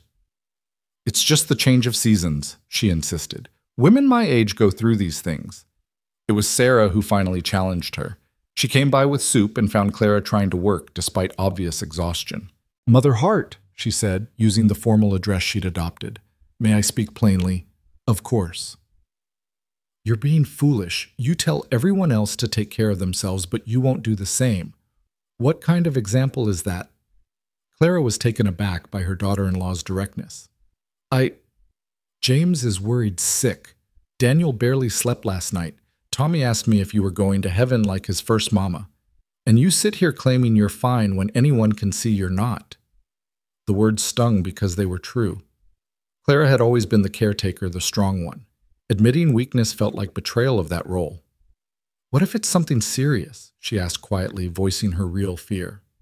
"Then we deal with it," Sarah said simply. "Together. That's what family does." The doctor came that afternoon despite Clara's protests. Dr. Williamson was new to town, younger than the previous doctor, with modern ideas that sometimes scandalized the older residents. After a thorough examination, he sat back with a puzzled expression. "Mrs. Hart, have you experienced any unusual symptoms besides fatigue, nausea, perhaps tenderness?" "Some nausea in the mornings," Clara admitted. "But I assumed it was from worry." The doctor's expression grew more peculiar. "Mrs. Hart, I need to ask some delicate questions. When was your last monthly course?" Clara flushed. "Doctor, I'm 52 years old. Such things have been irregular for years now." "But when was the last one?" Clara thought about it and realized she couldn't remember. 2 months. 3. She'd assumed it was the final cessation that came to all women her age. "I'm not certain, but surely you're not suggesting—" "I'm suggesting," the doctor said carefully, "that your symptoms are consistent with pregnancy." The word hung in the air like an impossibility. Clara stared at the doctor, then burst into laughter, slightly hysterical laughter. "That's absurd. I'm 52 years old. I've already raised 2 sons. I'm a grandmother, for heaven's sake." "And yet," the doctor said mildly, "it's not unheard of. Rare, certainly. Risky, absolutely, but not impossible." Clara's laughter died. She thought of the past months with Daniel, the renewal of physical intimacy she'd thought was years behind her. Could it be possible? But the risks are significant, the doctor admitted. "At your age, pregnancy and childbirth carry dangers.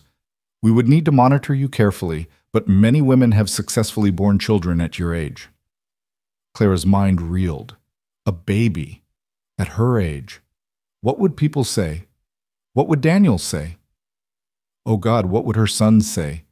"I need to think," she managed. "Of course, but if you are pregnant, we need to begin proper care immediately. No more heavy work, proper nutrition, regular checkups." After the doctor left, Clara sat in stunned silence.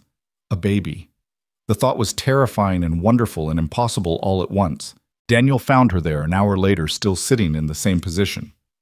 "Clara, what did the doctor say? Is it serious?" She looked up at him.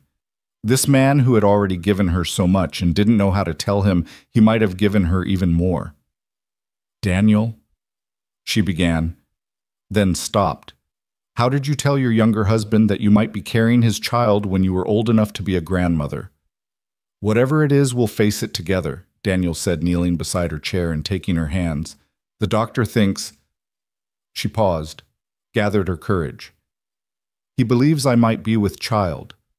Daniel's face went through a series of expressions: shock, disbelief, wonder, and finally joy mixed with concern. "A baby," he whispered. "Our baby." "It might not be true. It seems impossible at my age. And even if it is true, the risks—" Daniel silenced her with a kiss. "Clara Hart, you've already done the impossible by giving me a second chance at life. If God's seen fit to give us a child, then we'll treasure that gift, risks and all." "But Daniel, I'm 52. I could die in childbirth. The baby could—" "Stop," Daniel said firmly. "We don't borrow trouble from tomorrow. If you're carrying our child, then we'll do everything possible to keep you both safe. And if something happens, we'll face that too. Together." Clara felt tears streaming down her face. What will people say? Let them say what they want. When have we ever cared about that? Your cousin was right. You are a fool, Clara said, but she was smiling through her tears. A fool in love with his wife, Daniel agreed. Is that so terrible? The news spread through the family like wildfire. Tommy was ecstatic at the idea of being a big brother. James was shocked but supportive. Robert was concerned about the medical risks. Sarah was practical, immediately beginning to plan how to help. But it was Margaret, Robert's wife, who surprised Clara most. She came to visit a few days after the news broke, bringing a package wrapped in brown paper. I know we haven't always been close, Margaret said awkwardly, but I wanted you to have this. Clara unwrapped it to find a beautiful baby blanket hand-knitted in soft yellow yarn. You made this, Margaret blushed. I've been working on it since I heard. I know it might be premature, but Clara hugged her daughter-in-law, surprising them both. It's perfect. Thank you. You're brave, Margaret said quietly. I'm terrified of pregnancy at 30, and you're facing it at 52 with such grace. I'm terrified too, Clara admitted. But I've learned that the best things in life usually come wrapped in terror. As autumn deepened toward winter, Clara's pregnancy was confirmed. The doctor monitored her carefully, and she chafed at the restrictions placed on her no heavy lifting limited standing rest periods throughout the day. I feel like an invalid, she complained to Daniel one evening. You're growing our child, he replied, his hand gentle on her still flat stomach. That's the most important work you could be doing. At my age, you're not old, Daniel said, as he always did, but this time he added, you're experienced. Our child will have the benefit of parents who know what matters in life. The town's reaction was mixed as expected. Some were scandalized. A woman of Clara's age having a baby was unseemly, unnatural even. Others were supportive, seeing it as a blessing for a couple who'd found love later in life. Mrs. Henderson predictably had opinions. It's tempting fate, she declared at the church sewing circle. Women her age shouldn't be having babies. Mary bore Jesus at an advanced age, Reverend Mitchell reminded her mildly. That was different, Mrs. Henderson sniffed. That was divine intervention. Who's to say this isn't? The Reverend asked, and that quieted her at least temporarily. One snowy December evening, as the family gathered for dinner, Clara felt the first flutter of movement in her womb. She gasped, her hand going to her stomach. Clara!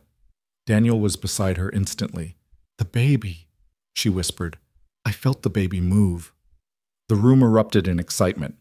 Tommy wanted to feel too, and Clara guided his small hand to where she'd felt the flutter, though it was too early for external movement to be felt. Hello, baby, Tommy said solemnly to Clara's stomach. I'm your big brother. I'm going to teach you everything. James raised his glass. To new life, he said. To miracles that come when we least expect them. To family, Robert added. To courage. Sarah contributed. To love? Daniel set his eyes on Clara. To all of it. Clara set her hand resting on the promise growing within her. To everything we thought was impossible that turned out to be exactly what we needed. As Christmas approached, bringing with it memories of the previous year's transformation, Clara marveled at how much had changed. The house that had once been a tomb was now bursting with life. The woman who'd thought her story was over was writing new chapters she'd never imagined. Do you remember it? Daniel said one night as they lay together, his hand protective over her growing belly. When you said you were too old for love? I was wrong, Clara admitted. You were scared, Daniel corrected gently. We both were, but look what courage brought us. Clara thought of the child growing within her, defying all probability. She thought of her sons returned and thriving. She thought of the family they'd built from broken pieces and desperate chances. I love you, she said, the words still feeling like a miracle. I love you too, Daniel replied. You and this little one and Tommy and this whole beautiful, chaotic life we've built. Even if, Clara began, but Daniel stopped her with a kiss. No matter what, he said firmly, we've already beaten the odds just by finding each other. Everything else is just bonus. As snow began to fall outside, Clara snuggled deeper into Daniel's embrace. She was 52 years old, pregnant, married to a younger man, mother to a 7-year-old grandmother, to 2, about to be grandmother to another through James and Sarah. Her life had become impossible and wonderful in equal measure. The baby kicked stronger this time, and Daniel felt it too, his face lighting up with wonder. "Strong," he said, like his mother. "Her mother," Clara corrected. "I have a feeling it's a girl." "Either way," Daniel said, "they're going to be loved beyond measure." Tommy appeared in the doorway, trailing his blanket. "I had a dream about the baby," he announced. "Come here, sweetheart," Clara said, making room for him between them. "What did you dream?" Daniel asked. "I dreamed the baby was here and we were all together and Mama Clara was teaching her to make pie and you were teaching her to ride horses and I was teaching her to read." "That sounds like a beautiful dream," Clara said, kissing his head. "It wasn't a dream," Tommy said with the certainty only children possess. "It was what's going to happen." As the three of them lay together, the baby moving between them, snow falling soft outside, Clara believed him. They'd already made so many impossible things possible. What was one more miracle? The winter months passed with a careful rhythm, each day measured by Clara's growing belly and the family's protective hovering. By February, she could no longer hide her condition, and walking to church had become an event that required Daniel's steady arm and frequent rests. "I feel like a prize cow being paraded," Clara muttered one Sunday as yet another woman stopped them to offer advice or judgment disguised as concern. "You're beautiful," Daniel whispered back, his hand warm on her lower back where the ache had settled permanently. "I'm enormous," Clara corrected. "Beautifully enormous," Daniel insisted, which earned him a swat on the arm and a reluctant smile. Dr. Williamson visited weekly, now his young face serious as he monitored Clara's condition. The baby was growing well, but Clara's age meant every symptom was scrutinized, every twinge cause for concern. "Your blood pressure is slightly elevated," he said during one visit in early March. "You need to rest more." "I rest plenty," Clara protested, though even she knew it wasn't entirely true. The habit of constant work was hard to break, even with Sarah and Margaret taking over most household duties. "Mama Clara doesn't know how to rest," Tommy piped up from his corner where he was practicing his letters. "She pretends to sit still, but her hands are always doing something." The doctor raised an eyebrow at Clara. "Out of the mouths of babes." "Traitor," Clara said to Tommy, but fondly. That night, Daniel instituted what he called enforced rest periods. He would physically carry Clara to bed if necessary, sitting with her, to ensure she actually rested rather than mentally cataloging all the work that needed doing. "This is ridiculous," Clara said, lying in bed at 2 in the afternoon while the sun shone outside and she could hear Sarah and Margaret working in the kitchen.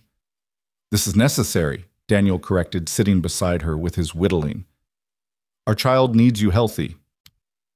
"Our child needs a mother who isn't going stir-crazy," Clara countered. Daniel set down his knife and wood lying down beside her. "Tell me about when James and Robert were babies." It was a clever distraction, and Clara knew it, but she found herself responding anyway. She told him about James's first steps taken toward a butterfly in the garden, about Robert's first word, which had been horse rather than mama or papa, much to everyone's amusement. "Were you scared then?" Daniel asked. "Terrified," Clara admitted. "But I was young. I thought youth meant invincibility. Now I know better." "Now you know you're actually invincible," Daniel said. "You've proven it over and over." "I'm not invincible," Clara said quietly. "Women die in childbirth all the time, especially women my age." Daniel's hand found hers squeezing tightly. "You're not going to die." "You can't know that." "I can believe it," Daniel said firmly. "I can believe it with everything in me, and I do." Clara wanted to argue, to make him acknowledge the very real dangers, but the baby chose that moment to perform what felt like a complete somersault, and she gasped instead. "Active little thing," Daniel said, his hand moving to her belly. "Takes after their father," Clara said. "Never still." "Takes after their mother," Daniel corrected. "Determined to make their presence known." As March gave way to April, Clara's world contracted to the space between her bed and the kitchen chair. Dr. Williamson had confined her to minimal activity after a frightening episode where she'd nearly fainted while collecting eggs.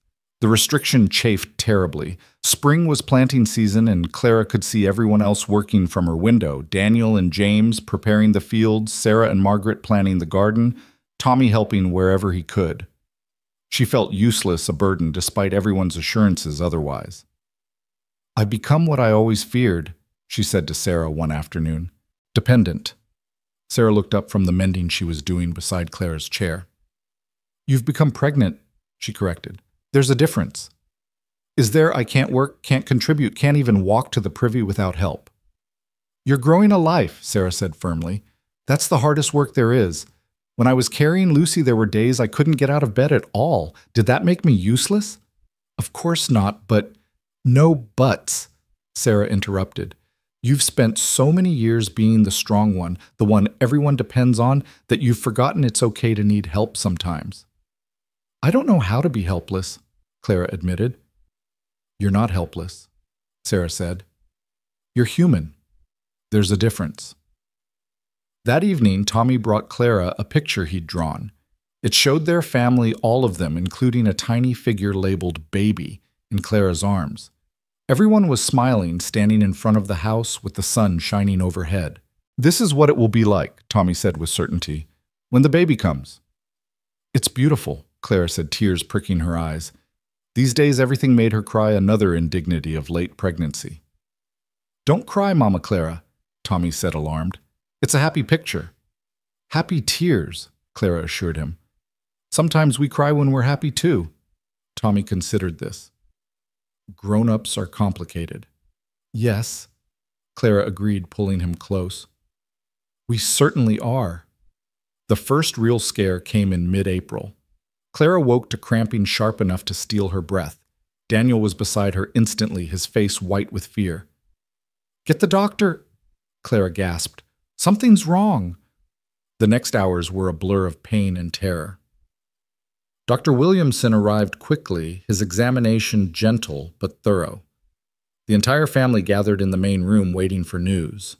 "False labor, child," the doctor finally announced, and the collective exhale could probably be heard in town. "The baby's not coming yet, but this is a warning. Complete bed rest from now on, Mrs. Hart. No exceptions." "But the house, the garden," Clara began, "will be handled by your very capable family," the doctor interrupted. "Your only job now is to keep that baby inside for at least another month, preferably 6 weeks." The enforced bed rest was torture for Clara. She could hear life happening around her, Tommy's laughter, Daniel's voice directing work, Sarah and Margaret discussing household management. She felt like a ghost in her own home present, but not participating. Daniel tried to include her in decisions, bringing ledgers to the bedroom, discussing plans for the summer harvest. But it wasn't the same. Clara had always been a doer, not a watcher. "I hate this," she said one evening, tears of frustration rolling down her cheeks. "I know," Daniel said, holding her carefully. "But it's temporary, just a few more weeks." "What if it's not?" Clara voiced her deepest fear. "What if something happens during the birth? What if I never get to see this child grow up? What if—" "Stop," Daniel said, gently but firmly. "We're not borrowing trouble from tomorrow. Remember, today you're here. Today our baby is healthy and growing. Today is all we have, and today is good." But Clara couldn't shake the feeling of impending doom. She'd seen too many women die in childbirth, especially older mothers. She found herself writing letters to Daniel, to Tommy, to each of her sons, to the unborn baby, just in case. Sarah found her writing one afternoon and immediately confiscated the papers. "None of that," she said firmly. "You're not writing goodbye letters because you're not going anywhere." "You don't know that. I know you're the strongest woman I've ever met," Sarah interrupted. "I know you've survived things that would break most people. I know this baby is going to need their mother, and you're not the type to abandon someone who needs you." "I might not have a choice," Clara said quietly. "There's always a choice," Sarah said, "and you're going to choose to fight. For Daniel, for Tommy, for all of us. But mostly for yourself, because Clara Hart doesn't give up, ever." May arrived with unseasonable warmth, and Clara's discomfort increased daily. The baby seemed to have run out of room, every movement now visible from the outside as elbows and knees pushed against the confines of Clara's body. "You're huge," Robert said with brotherly tactlessness during a visit. Thank you for that observation, Clara said dryly. I hadn't noticed. What he means, Margaret said, shooting her husband a look, is that you're glowing. I'm sweating, Clara corrected. There's a difference. But despite her discomfort and anxiety, there were moments of pure joy. Feeling the baby hiccup, watching Daniel's face when he felt a particularly strong kick, Tommy singing lullabies to Clara's belly each night. The baby knows my voice, Tommy announced proudly. They always move when I talk. That's because you never stop talking, James teased, but gently. The baby likes stories, Tommy insisted, just like Mama Clara taught me to like them.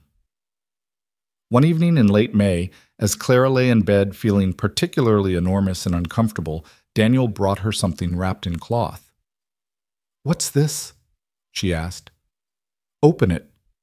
Inside was a small wooden cradle beautifully carved with intricate designs of flowers and vines. Daniel, it's beautiful, Clara breathed. Where did you pull? I made it, he said, suddenly shy. I've been working on it in the barn at night. I wanted our child to have something special. Clara traced the carvings with her finger tears flowing freely. It's perfect.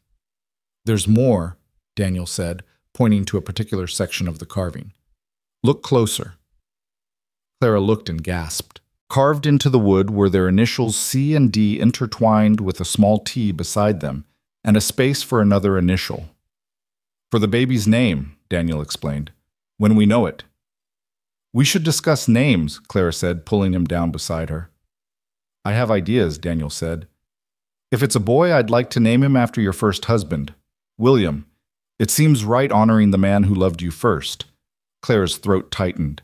And if it's a girl, Grace, Daniel said immediately. Because that's what this whole thing has been, pure grace. Grace Hart. Clara tested the name. It's perfect. The pain started on June 3rd, just after dawn. Clara had been restless all night, unable to find a comfortable position, and when the first real contraction hit, she knew immediately this was different from the false labor. Daniel, she said, shaking him awake, it's time. The next hours passed in a blur of controlled chaos. Dr. Williamson arrived quickly. Sarah and Margaret prepared the bedroom. James took Tommy to stay with the Morrisons, and Daniel refused to leave Clara's side despite the doctor's suggestion that he wait outside. I'm not going anywhere, Daniel said firmly, gripping Clara's hand. Men don't usually, the doctor began. I don't care what men usually do, Daniel interrupted. I'm staying with my wife. The labor was long and difficult. Clara's age made everything harder, and there were moments when the pain was so intense she thought she might break apart. But Daniel was there steady as a rock, talking her through each contraction, reminding her to breathe, telling her over and over how strong she was. I can't, Clara gasped after a particularly brutal contraction. I'm too old for this. I can't. You can, Daniel said firmly. You're Clara Hart. You can do anything. Clara Jensen couldn't, Clara panted. She was tired and alone and ready to give up. But Clara Hart is different, Daniel said. Clara Hart is loved and supported and stronger than she knows. Clara Hart is about to bring our child into the world. Hour after hour passed. The sun moved across the sky, afternoon fading toward evening. Clara was exhausted, drenched in sweat, feeling every one of her 52 years. The baby's turned wrong, Dr. Williamson said quietly to Daniel. I need to try to adjust the position, but it's going to be painful. Do it, Clara said before Daniel could respond. Whatever needs to be done. What followed was agony beyond description. Clara bit down on a leather strap to keep from screaming, her body fighting against the doctor's manipulations. But finally she felt the baby shift. That's it, the doctor said with relief. Now push Mrs. Hart. Your baby's ready to be born. Clara pushed with strength. She didn't know she had left Daniel's voice in her ear. Sarah's cool cloths on her forehead, and Margaret's quiet prayers filling the spaces between contractions. And then, just as the sun was setting on June 3rd, 1883, Grace Hart entered the world with a cry that could have woken the dead. A girl! Dr. Williamson announced, placing the squalling infant on Clara's chest. A healthy, perfect girl. Clara looked down at her daughter at 52 years old, and felt her heart expand beyond what she thought possible. Grace had Daniel's dark hair, but Clara's stubborn chin. Her eyes, when they briefly opened, were an indeterminate blue that might become any color. She's beautiful, Daniel whispered, tears streaming down his face. She's absolutely beautiful. She's a miracle, Clara corrected, then looked up at her husband. We did it. You did it, Daniel said, kissing her forehead. You amazing, incredible, impossibly stubborn woman. The door burst open and Tommy rushed in, having escaped from the Morrisons the moment he heard the baby's cry. Is it here? Is the baby here? He asked breathlessly. Come meet your sister, Clara said, adjusting the blanket so Tommy could see. This is Grace. Tommy approached slowly, as if the baby might break. She's so small. You were smaller, Clara told him. When you first came to me, you were so sick and small, I thought you might blow away. But you saved me, Tommy said matter-of-factly, and now we'll save her if she needs it. She won't need saving, Daniel said, ruffling Tommy's hair. She's got heart blood. She's already strong. As if to prove the point, Grace opened her eyes fully and seemed to look right at Tommy. He gasped in delight. She sees me. Hello, Grace. I'm your big brother. I'm going to teach you everything just like I promised. Over the next days, the house filled with visitors. James and Sarah came first. Sarah immediately taking over household management so Clara could rest and recover. Robert and Margaret brought their children, who stared at the baby with wonder. She looks like you, Mother, Robert said, studying Grace's face. Poor child, Clara said, but she was smiling. She's lucky, Robert corrected. To have you for a mother at any age is a gift. Even Mrs. Henderson came to visit, bringing a beautifully knitted baby blanket. I may have been wrong, she said stiffly, about you and Mr. Hart. You've brought life back to this community in more ways than one. It was as close to an apology as Clara was likely to get, and she accepted it gracefully. Pete Morrison summed up the town's general feeling when he visited. 52 years old and having babies, he said, shaking his head in amazement. Clara Hart, you're either the bravest or craziest woman I know. Both, Clara said, adjusting Grace at her breast. Definitely both. The summer that followed was one of the happiest of Clara's life. She recovered from the birth more quickly than Dr. Williamson had expected, though Daniel still insisted she take things slowly. Grace was an easy baby, content to be passed from arm to arm, in their large family never lacking for attention or love. Tommy was the most devoted big brother anyone had ever seen. He would sit for hours beside Grace's cradle, telling her stories, singing songs, showing her pictures he'd drawn. She's learning, he insisted when James teased him about talking to a baby who couldn't understand. She needs to know things. By August, when Grace was 2 months old, Clara felt strong enough to resume some of her normal activities. She stood in her garden one morning, Grace in a sling across her chest, surveying the flourishing vegetables Sarah and Margaret had tended. Your first garden, she told Grace. There will be many more. Daniel found them there, Tommy at his side, with a basket for collecting tomatoes. The 3 most beautiful people in Montana, Daniel said, kissing Clara and touching Grace's downy head. Pa's silly, Tommy told Grace. But we love him anyway. As autumn approached, bringing with it the harvest and Grace's continued growth, Clara often found herself marveling at the path her life had taken. 2 years ago, she'd been a widow alone and resigned to a slow fade into obscurity. Now she was wife-mother to a baby and a young boy grandmother matriarch of a thriving family business. Do you ever regret it? Daniel asked one evening as they sat on the porch, Grace sleeping in his arms while Tommy chased fireflies in the yard. Regret what? Opening the door that night, letting us in, everything that followed. Clara thought about it, about the scandal and the struggle, the fear and the pain, the complete upheaval of her quiet life. Never, she said firmly. Not for one moment. Even the hard parts, especially the hard parts, Clara said. They're what made the good parts possible. Daniel shifted Grace to one arm and pulled Clara close with the other. I love you, Clara Hart. And I love you, Daniel Hart. You and Tommy and Grace and this whole impossible, beautiful life we've built. As the stars came out and Tommy's laughter rang across the valley, Clara thought about the seasons of a woman's life. She'd thought she was in winter when Daniel arrived, everything frozen and still. But perhaps there were no real seasons, just cycles of death and rebirth, of closing and opening, of ending and beginning. At 52, she'd given birth.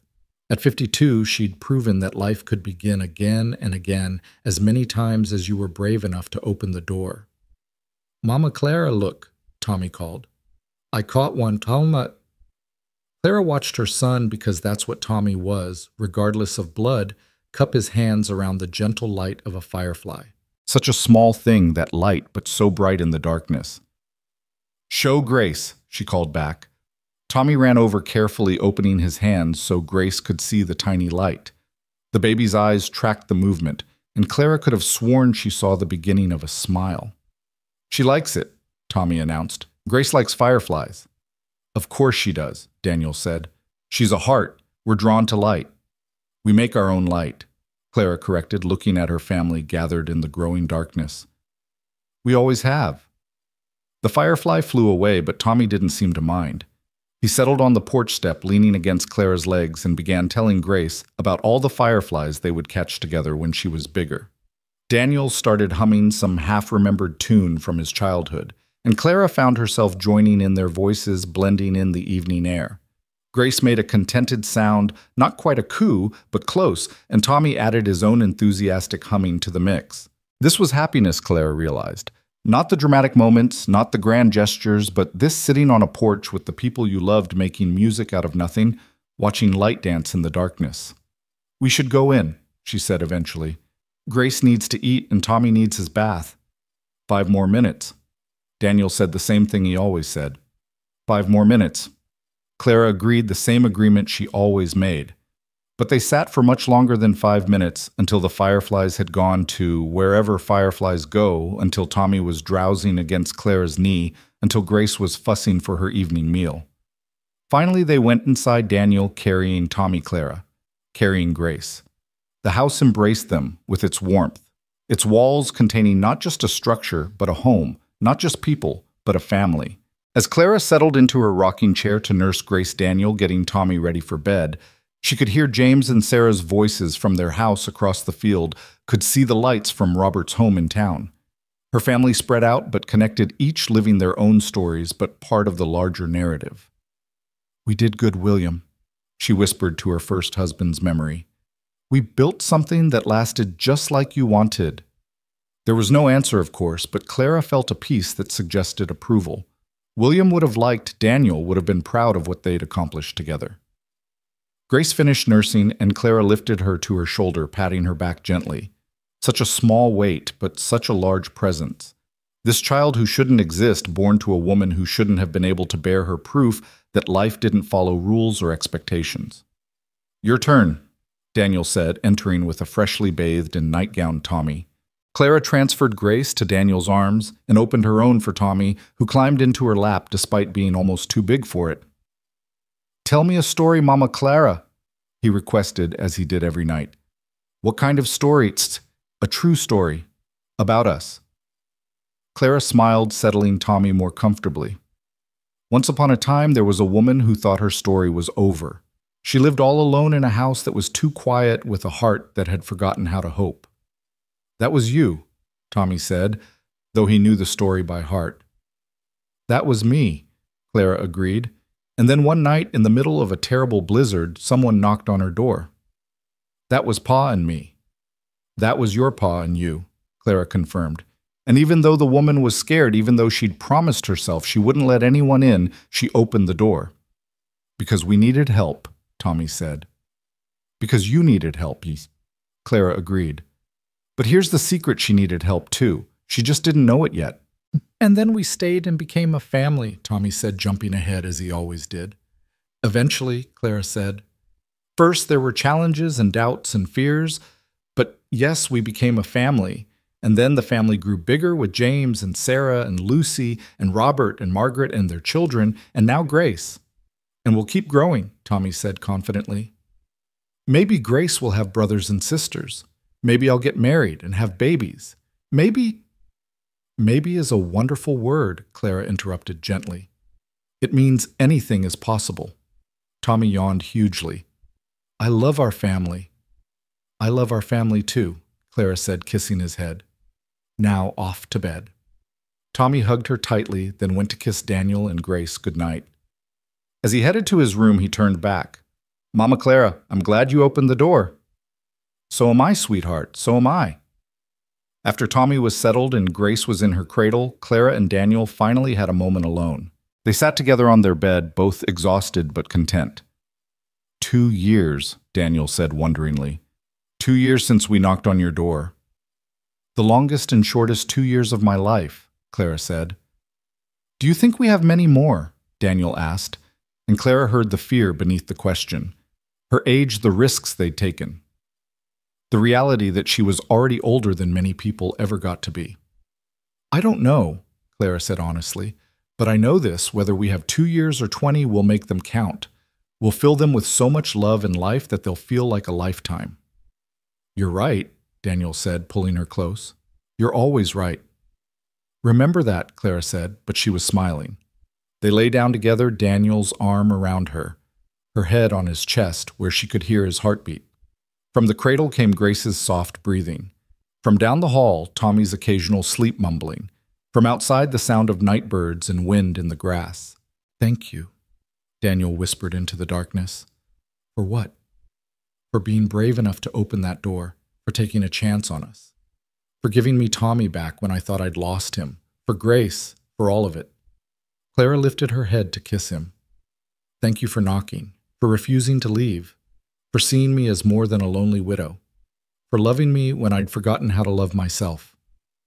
I'll love you forever, Daniel promised. Forever's a long time, Clara said. Not long enough, Daniel replied.